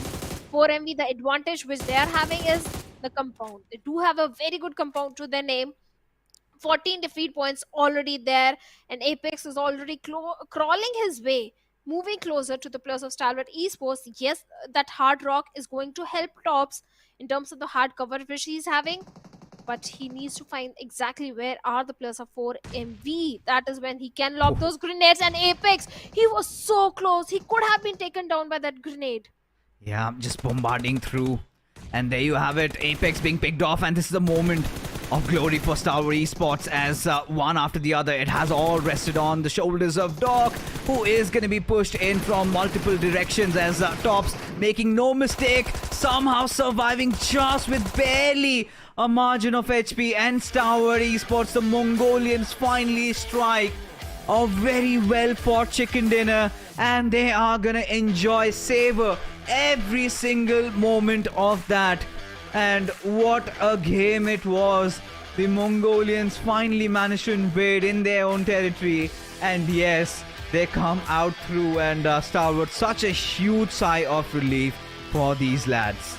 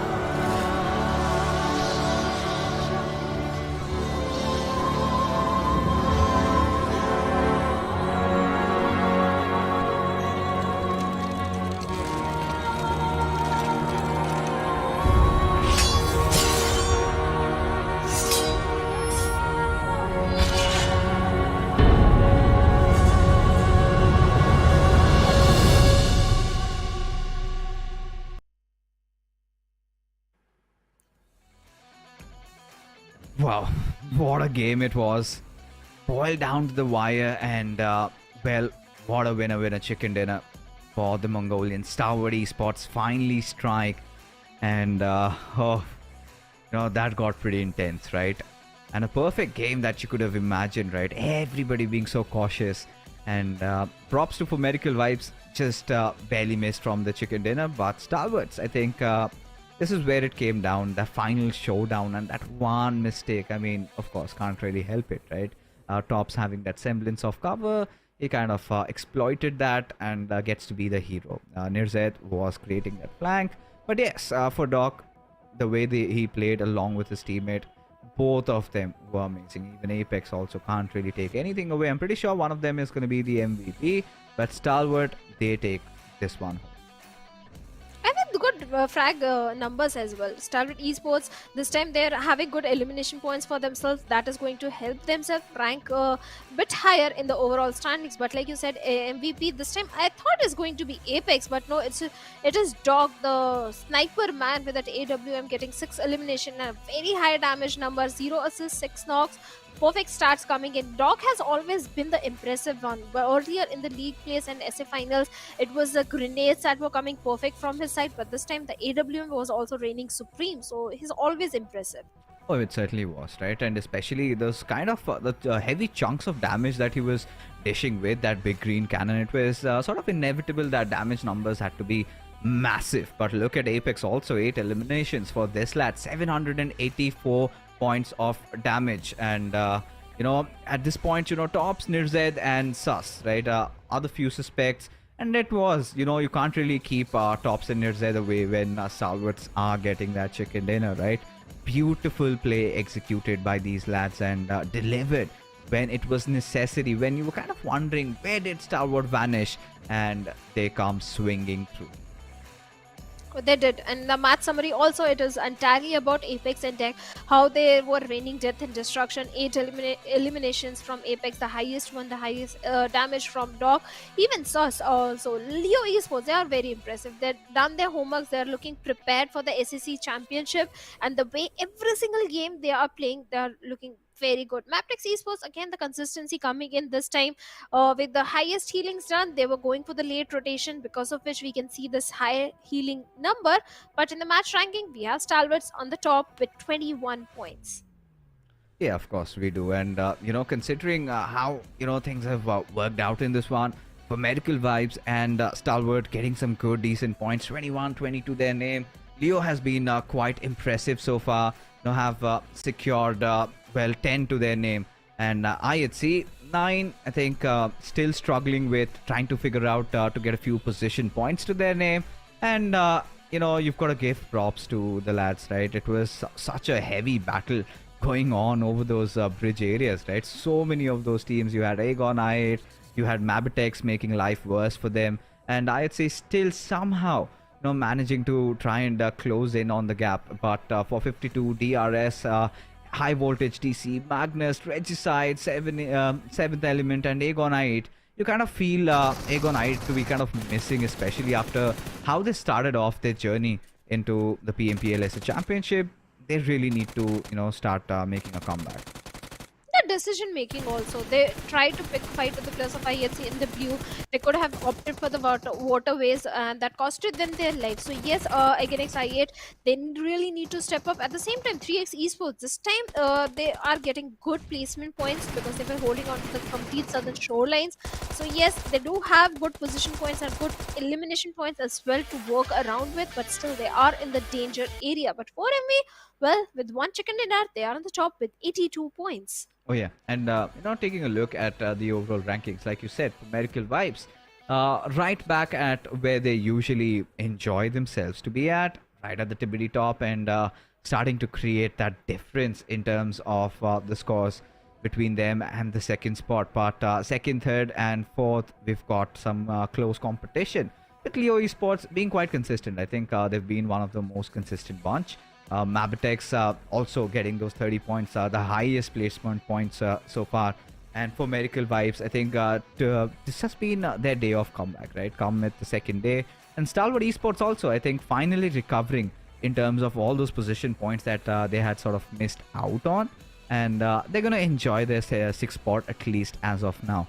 Now, considering the fact that they're done with the day and with all the games played, because the next one they're going to be sitting it out, let's take a look at what's happening in the second page. As you can see, Illuminate Crew, Quantum Rage, 52 Esports, TUF, Raw Officials, Magnus, 7th Element, 3x Esports, everybody sort of falling down. Yeah, T-Wave, 3x Esports, Regicide, they were all trying to come from the waterways, from the southern side, and Stalwart Esports, they kind of took few players from the side of Regicide. After that, they didn't have the numbers. Two players were still on the shorelines where 3x Esports, Miracle was placed perfectly. Even the players of TUF were there. So yeah, Pakistani teams, they are suffering, but this time, again, it's time for Sanhok fixes. Yes, it is time to get into the rainforest and get our hands dirty and muddy because now teams from Group A, they will be sitting this one out, and Group B, C, D, and E, they are gonna come back and try and take their hands on. So NB Esports, Illuminate Crew, Draw Esports, Quantum Rage, they're all going to be back in action. And Shadow, this brings us to the junction. Who gets to pick? Who gets to be the winner? Your predictions? I think 4MV because they are performing really well in the map of Sanhok. So I think 4MV, they ought to get this one. For medical vibes, you say? I think, yeah, I mean, the way they've been playing, with the way they've been performing, I guess you could see them maybe pulling it off, and they've done this even in the past, and this could be one of those games where they sort of rewrite history, right? And for me, however, I think in this one, I would like to see MABETEX pulling this one off. I kind of have my eggs in one basket, and I think I'm gonna go with MABETEX. Yesterday they also secured that final chicken dinner, and tonight it could be a similar situation. And in just a few seconds, folks, we're gonna get inside the game, and this is the right time where you make your own predictions also, because today has been the comeback of the Mongolians, because yesterday we saw the Pakistanis and the Nepalis are ruling the day, and Mongolians could not be left far behind. But Pakistanis are left behind this time on day number 2. They are not able to perform up to our expectations. All the teams, Regicide, Magnus Esports, Magnus, yes, in one of the game they were getting those elimination points, but other than that, there is no fantastic gameplay that has been showcased by the players from Magnus and Genex IA. These are the two teams I expect big things, just like 4ME Stalwart Esports are from Mongolia region. Same is the case with Genex IA and Magnus Esports. They are the dominating teams of the Pakistani region, and they should be in the top 5, if not top 5, at least in the top 10, which they are not right now. So yeah, I really hope they figure out what's happening wrong, and day number 3 they can start making a comeback for themselves. Oh, of course. I mean, they would try and do so, and I would also be hopeful that somebody from the Pakistan region really comes in and does well this one. Please tries and gets their hands on a chicken dinner. But I think it's time that we get inside the match and find for ourselves, because all these players, they are readied up to find out who gets the winner chicken dinner in the final match of the evening so far, folks. Is Aegon I8, eyes are going to be on them. Definitely have to stage that comeback, because that story that they started writing is left hindered somewhere in the middle. We have seen that dip, but from the PMPL Pakistan champions, we would of course expect a lot more. Even Illuminate Crew also. This is Illuminate Crew is one of those teams that got back-to-back 3 chicken dinners in the League Plus of SA PMPL. So yes, Illuminate Crew is also one of the team that I expect big things, especially in the map of Sanhok. But this time they are also failing to impress me. And now it's the time for the last match of today. That is going to be Sanhok, a map where you can grab those elimination points. A very fast Sanhok we witnessed the previous one. This time the flight path is from the little western side of Khao towards Tambang. So the plane path is favoring heavily on the northwestern front. So, but doesn't matter. It's a 4x4 map. You can easily glide over to your favorite drop location. 3x Esports again going towards the side of PubgM. But thankfully there is no Stalwart Esports, so their numbers are safe. They can have the entire control, and let's see how this Sanhok fares for the players of 3x Esports, because when Stalwart is not there, they have the loot, they have the resources, they have got the entire control of boot camp, so they tend to really perform good.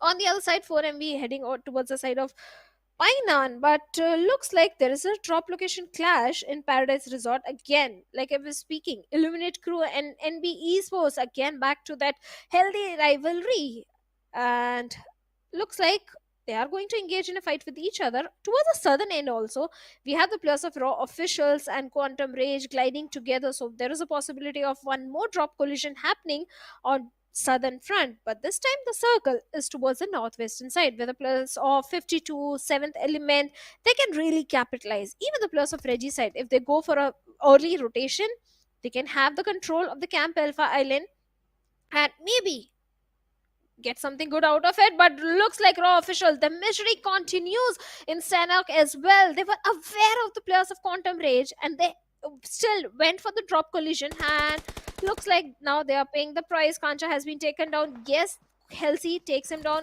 and might be looking for the confirmation, but Yeta Uta comes in and takes down Goku, who was running out in the open, unaware of the position of Yeta Uta.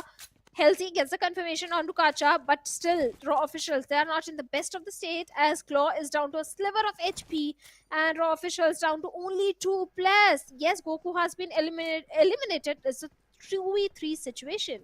Oh yeah, I mean, this has been the case with Raw, right? They're falling down right on their face.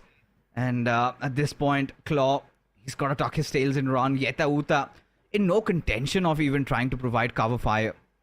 As Quantum Rage try to close in just a little bit. Will want to get that finish confirmed, but I think they've got their eyes set on Claw, right? Who's just hugging the fences there, trying to remain alive as long as possible, but quite difficult for that to be turned into reality. The only silver lining could be if Yeta Uta tries to provide cover fire while Quantum Rage push out right in the open. I think of which Quantum Rage have that awareness of. So considering how this game has been boiling down, I mean, a lot of bodies are falling. 7th Element and 52 Esports on the other sides, they're also fighting it out amongst each other. And today's been one of those days where you kind of are witnessing a lot of those Western circles happening. And this is again going to favor the likes of 52 Esports and 7th Element if they kind of hold on, just remain a little bit calm, because now Quantum Rage are starting to question themselves if they actually commit for the push, because they're not 100% sure of where Claw is.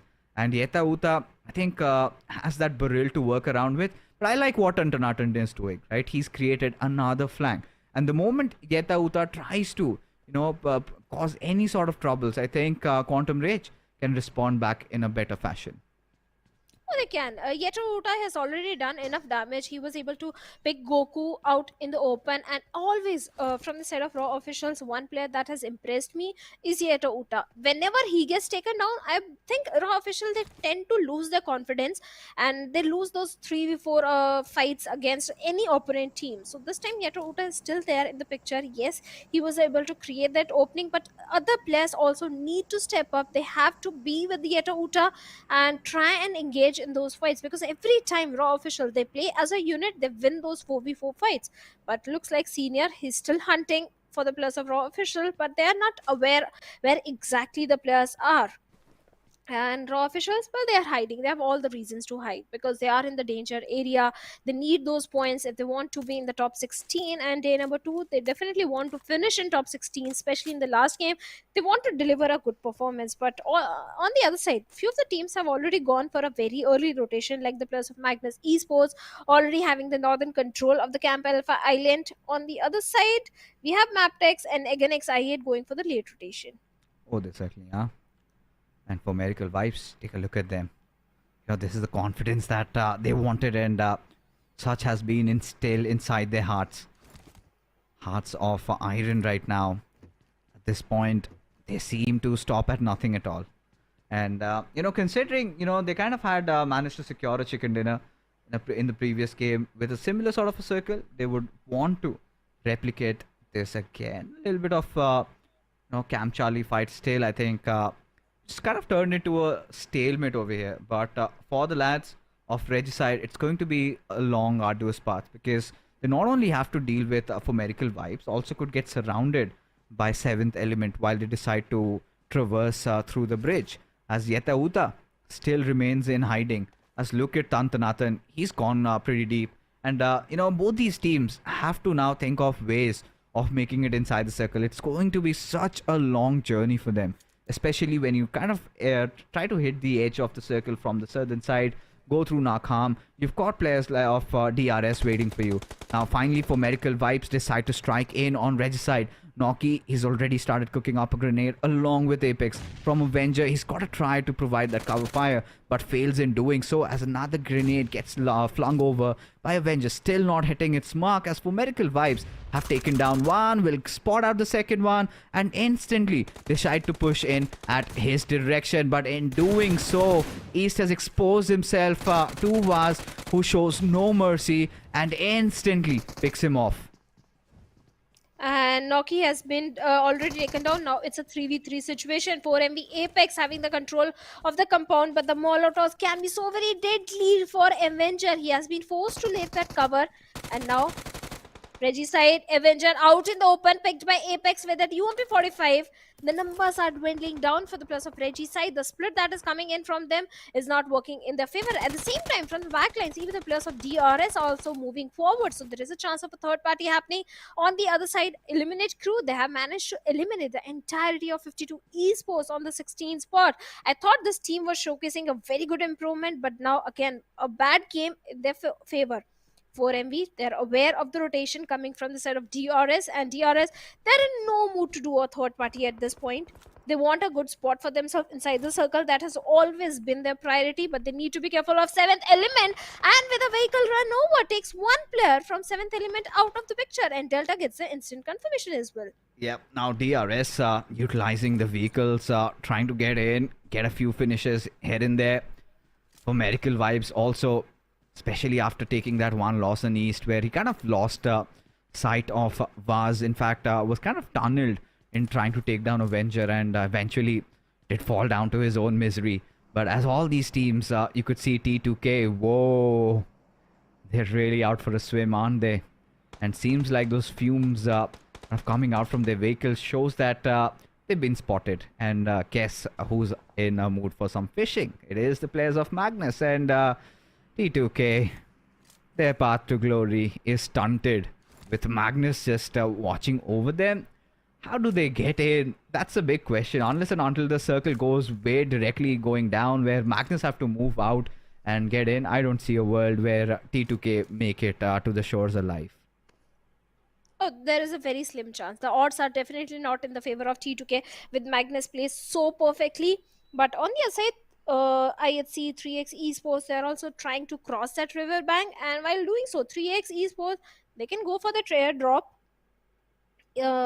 with that AUG and level 3. They are going to come very handy. And NB Esports, they are going for the late rotation. They're still holding on to the Tatmok Paradise Island. They might be going for a late rotation, but at the same time, they need to be a bit cautious from SKYLIGHTZ Gaming, because SKYLIGHTZ, they are coming from the backlines. But the cluster that is forming around the boot camp, and look at that rig, he has drowned himself, knocked himself by drowning. And Magnus Esports, now they are going to capitalize. There is no chance they are going to spare the plus of T2K, and T2K do realize this. That is why they are choosing, rather than to give the points of elimination to Magnus Esports, better die on our own. Yeah, better not give your opponent those crucial points, because they might just become the reason why they make it and you don't, right? So T2K still in a quite commanding position in terms of the overall rankings. For Magnus, I think the onus is on them. They need to accrue as much as possible, as Suyog just giving his life away to this huge ocean. And right now, Zibian still trying to get a little greedy, wants to search for somebody coming out to breathe, and wants to take him down for good. But Magnus, I think they will have to look at the bigger picture. I hope they have their vehicles ready, or some ways where they could enter the circle without any difficulties. As SKYLIGHTZ Gaming, well, they're still at that central island trying to just break through. They need to cross over the bridge. It's going to be quite a tedious task, especially with NB Esports watching out for them. And it's not just NB Esports, because you also have the players of Aegon i8. A little bit of a circle shift towards the northern side. I think T2K, this is a blessing in disguise for them, because now somehow Sandesh has found his way through, and all they need to do is get over to those those boundary line compounds of Hatin, and then they could do some wonders. As Akaza, oh my god, just trying to tap through that S12K, did some decent amount of damage, but it's gonna be Fistboy who enjoys all those delicious knocks over there, one after the other, trying to keep the players of SKYLIGHTZ Gaming also at bay. Nima and Mafia Ninja on really low HP. They need to recover. They need to recuperate. And now they've got a good position. NB Esports, how do they get inside the zone? Aganex I8 also having the swim. There is no chance even the players of Aganex I8 can make it to the safety. And Fist Boy knocks down Boost over there. And even Falak, like you said, fish in a barrel situation for him. He's pretty much handicapped, can't do anything. Instant confirmation onto Ghost and Fist Boy. Now he's looking for the confirmation point on two teams. And both these teams look like they are doomed. But NB Esports, they have to cross that river bank. But Mafia Ninja comes out in the open. Nima has been taken down. SKYLIGHTZ Gaming, what are they doing? There was no need for Mafia Ninja to leave his cover. Now, he's also in the same situation, just like Falak, where Akaza is looking for both these players, as well as Mondo. And Mondo gets an instant confirmation point onto Nima as well. NB Esports, yes, they are making too much noise. Maybe they can grab the attention of the players of Illuminate crew who are waiting for them on the other side of the river. No, I think taking a look at why Mafia Ninja just dropped off, I kind of felt that he was quite vulnerable over the bridge. Right, he thought that Aegon I8 have already made it towards Hathin, and eventually things might go down south if he does not play his cards right. But eventually, there you go, Mafia Ninja goes falling down as a Viper is going to just kind of spread his fangs right over him and take him down for good. As for Medical Vibes, one after the other, they are starting to fall and refuse. I don't see him coming out of those waters alive, as he also succumbs to his own injuries over there. As Falak also gets picked off. As for Medical Vibes, also bite the dust with I8 now just having IQ, being the lonesome survivor, especially with Woofis keeping a watch from atop of the hills. It's going to be difficult for him to actually come and try and get that rest back on Blade. Oh yes, it's a crucial revival. At the same time, Yeto Uta, he's fighting with the blue, along with his teammate Claw, where 3 Esports they may try and gatekeep the players of Raw officials. But right now, they are at the mercy of the blue. On the other side, MABETEX Esports is one of the team that has showcased a very good rotation, already having an epicenter control. But DRS, they come in and finds Yeto Uta, instantly shuts him down from that height advantage. DRS, they have so much information. The next victim could be the players of 3x Esports. But right now, Eliminate Crew also being the king of the hills, punishing the players of IHC, and even the players of Eliminate Crew are also getting punished. The trades are coming back and forth with Sky and Woofy's the only players remaining. Can they save Nova X? Yes, they are trying with tooth and nail to eliminate the entirety of IHC. Nova X still bleeding, begging for help, and looks like Woofy's has made it in time. Can he go for the rescue mission? Yes, he's going for that, as Alex from IHC, he's going to patch himself up. And Woofy's with the grenade is looking for some more opening, trying to take down Zeol on the other side of the compound. Oh, look at Zeol. Still alive, you know. Finally getting to see IHC in the top 10 kind of makes me feel a little happy, because they have had some massive issues with securing those position points. Now knocking at I8's doors, Sky really needs to hold on, as Zeol, Demo and Alex are all pushing in tandem with each other. A little bit of a spread for the boys from IHC, trying to surround Sky from various angles, as Sky decides to let loose on Alex. Instantly shuts down the doors, can't really break it open unless you have that Molotov or you lob that grenade, and they do exactly both of it. And now Sky is feeling the tremors, right? The fear settling in, but still believes in his teammates, Nova and Woofus. As Nova has got a beautiful angle, Sky still somehow alive as Nova decides to strike, and Alex goes falling down. Again, Zeol, entire responsibility rests on his shoulders, as Demo is trying to create a different angle altogether, and Illuminate Crew want to capitalize on such a situation. In trying to do so, Zeol holds them off, as he manages to pull one for his team, as the trades do come in, as Woofus from the left hand side just closes in, and IHC, they are down to the ground. And with that being said, IHC have been wiped out of the server. 9 teams, 27 players remaining, and Illuminate Crew. I was saying, where is this team? Why they're not able to perform? But finally, they are also stepping out. 7 defeat points in their favor. DRS, they were the king of the hills, but the circle betrays them, and looks like the players of the 7th element are now punishing by taking down one player from DRS, Gyante, Killer YT, and Delta, trying to move inside the circle. They have those buggies, But 7th element, Tokasaurus, is also fighting with the blue at the mercy. Can they make it inside the safety of the circle? That's the main question. Maybe the plus of DRS can, and at the same time get the defeat points onto the plus of 7th element, and they do so with perfection. Tokasaurus has been eliminated. The play zone takes Divine over there, but Tabby is going to retaliate as he takes down Killer YT. At the same time, Delta as well. He's fighting from the blue, but can he get the confirmation point? I don't think so. Gyanta on a sliver of HP. He needs to patch himself up as soon as possible and go for the crucial revivals on his teammate. And the play zone takes the plus of 7th element out of the picture. Now DRS, they have the entire southern control, but they are not aware of the position of 3x Miracle. Yeah, I mean, at this point, for 7th element, I think they're still trying to struggle in finding their footing inside such a lobby. And in the league stages, it's the perfect time for them to experiment, because in the finals, it is gonna get even worse, right? And it's the first time these boys are coming out. I'm really proud of what they have achieved. But for now, Akaza manages to get that knock on Leo, as Aegon I8 have a fight going on against NB as well. So NB trying to pick fights on multiple fronts, as Magnus decide to close in on MABETEX, as one of their players taking some heavy amount of damage. Zibian getting spotted through, threaded the needle by Kessie as he deals with him one after the other. The numbers of Magnus, they're falling down. Wow, that was some impressive stuff from Kessie, as he just slaps his opposition with those DBS, and Magnus, just in the blink of an eye, perish from the face of the earth. Magnus Esports, what just happened? Two players were peeking from the same window. They were aware of the position of MABETEX Esports player, but still no throwable was used. Maybe they were running short of them. I don't know. But Magnus Esports, both the players peek from the same window. But on the other side, we have the players of Egenex I8 having a good compound to the name, where the players of NB Esports as a unit, as a pack of wolves, are marching towards them. Are they aware that Egenex I8 is also there? They need to be a bit cautious, because if not aware, if not careful, maybe IQ can punish them. Blade is already ready with a grenade in his hands. Might be looking for some opening or connection onto Seg, but failed to do so. Now NB Esports, they're aware where exactly the players of Egenex I8 are. We have the players of T2K as well.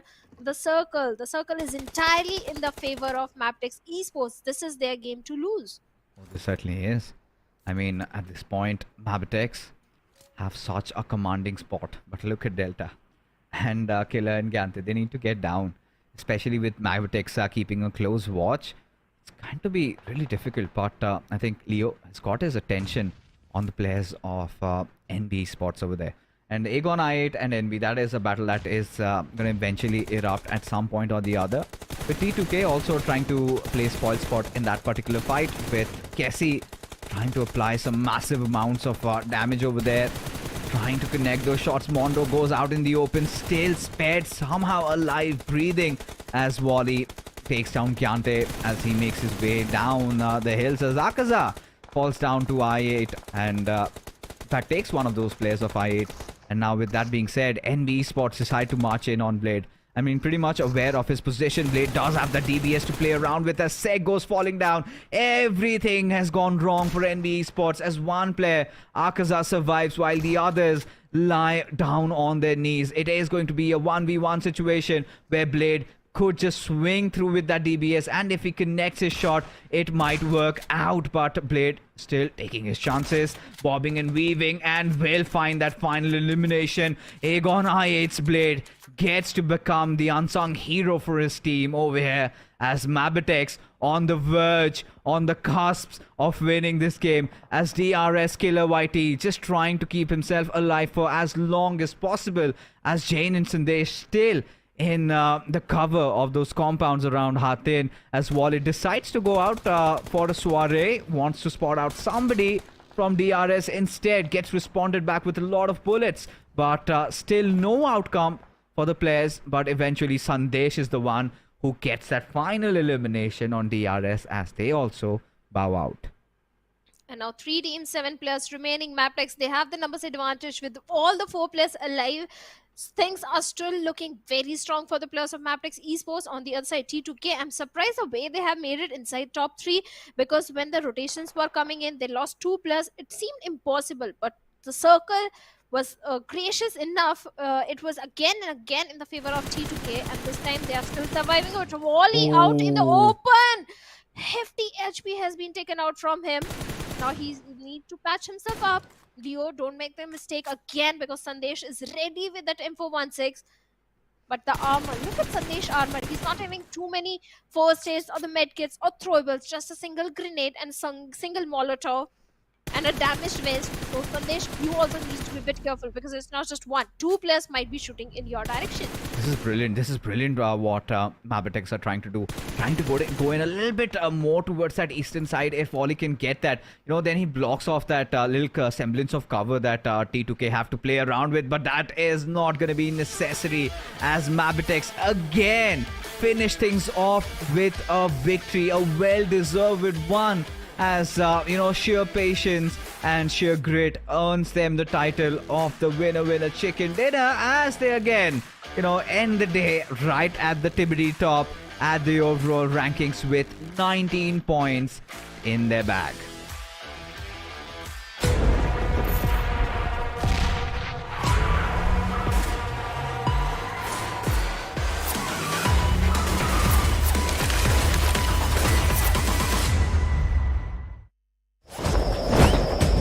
सरकार, कुछ दोस्त आपके लिए gift लाए हैं gift.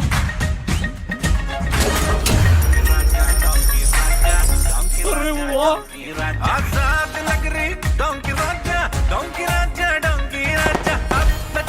तो बस हमारा शाही लिबास पबजी मोबाइल पे पहन लिया जाए। सिर्फ पबजी मोबाइल पर।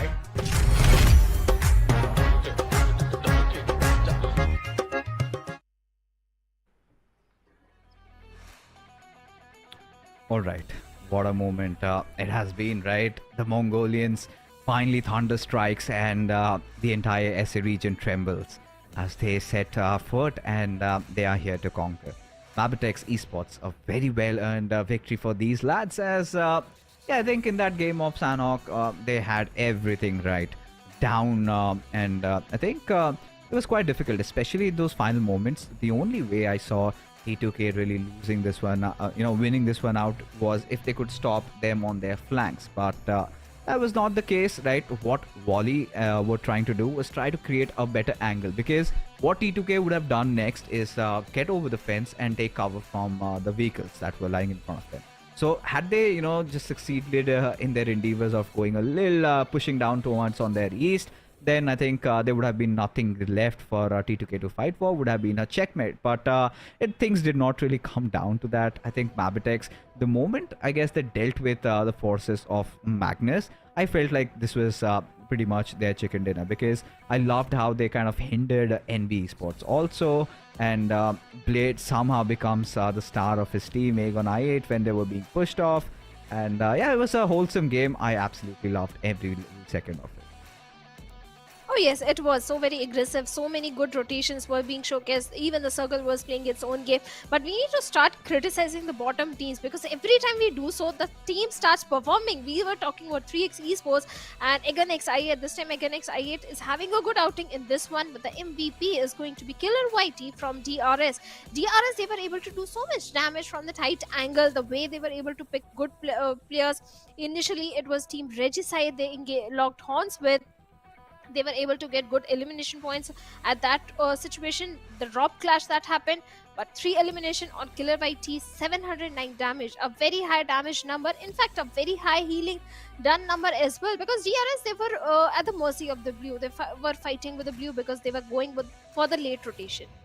I think, to be honest, DRS, I guess the high ground advantage sort of became one of their Achilles heels, right? Because they, the moment they tried to come down, they were kind of easily spotted and were well dealt with. And Killer still, those damage numbers really proving instrumental. And as a result, manages to get that MVP, and has been such a nice player to his squad, right? He's been there in, along with the other stalwarts that we have in terms of the MVP. He's one of those contenders.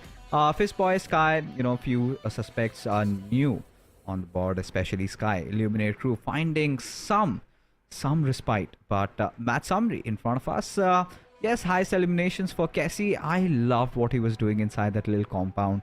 The way he was just threading the needle, finding those, very tight angles and still managing to get those knocks. But I'm disappointed from the opponent team. That is, I think, I forgot the name. Was it DRS? Yeah, I think Magnus decided to push, and then Magnus, DRS yeah. were kind of on top. And when they decided to just close it, they were dealt with. And Killer YT also having the highest damage. DRS, they also fared off really well. They were also going for the southern rotation in the match ranking. We have MABETEX on the top. This team has been the most consistent one. The improvement that was showcased by them in the SA final, that is being carried forward here as well. They are not stopping for anyone. 19 points, and they are sitting on the top in this one. Oh, they certainly are. I mean, with just 2 more days remaining into the league stage, it's gonna be an interesting affair of what awaits these teams. But for now, we were kind of expecting the teams at the very bottom to kind of step up, and few of them are starting to show some signs, but the others are still just kind of lingering down there. I mean, concerns really heavy and hot for the likes of SKYLIGHTZ Gaming, the lads of 3x. They really need to wake up from their slumber. I do not know what's going wrong with them, but I'm pretty sure nothing is right.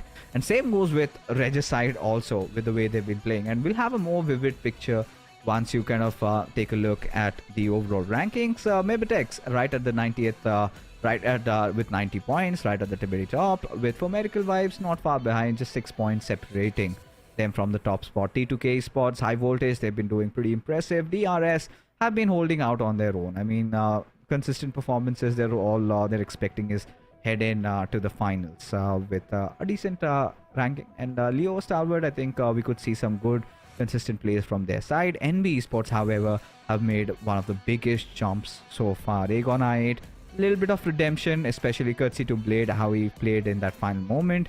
IHC still in the thick and thin of things, but they can certainly do better.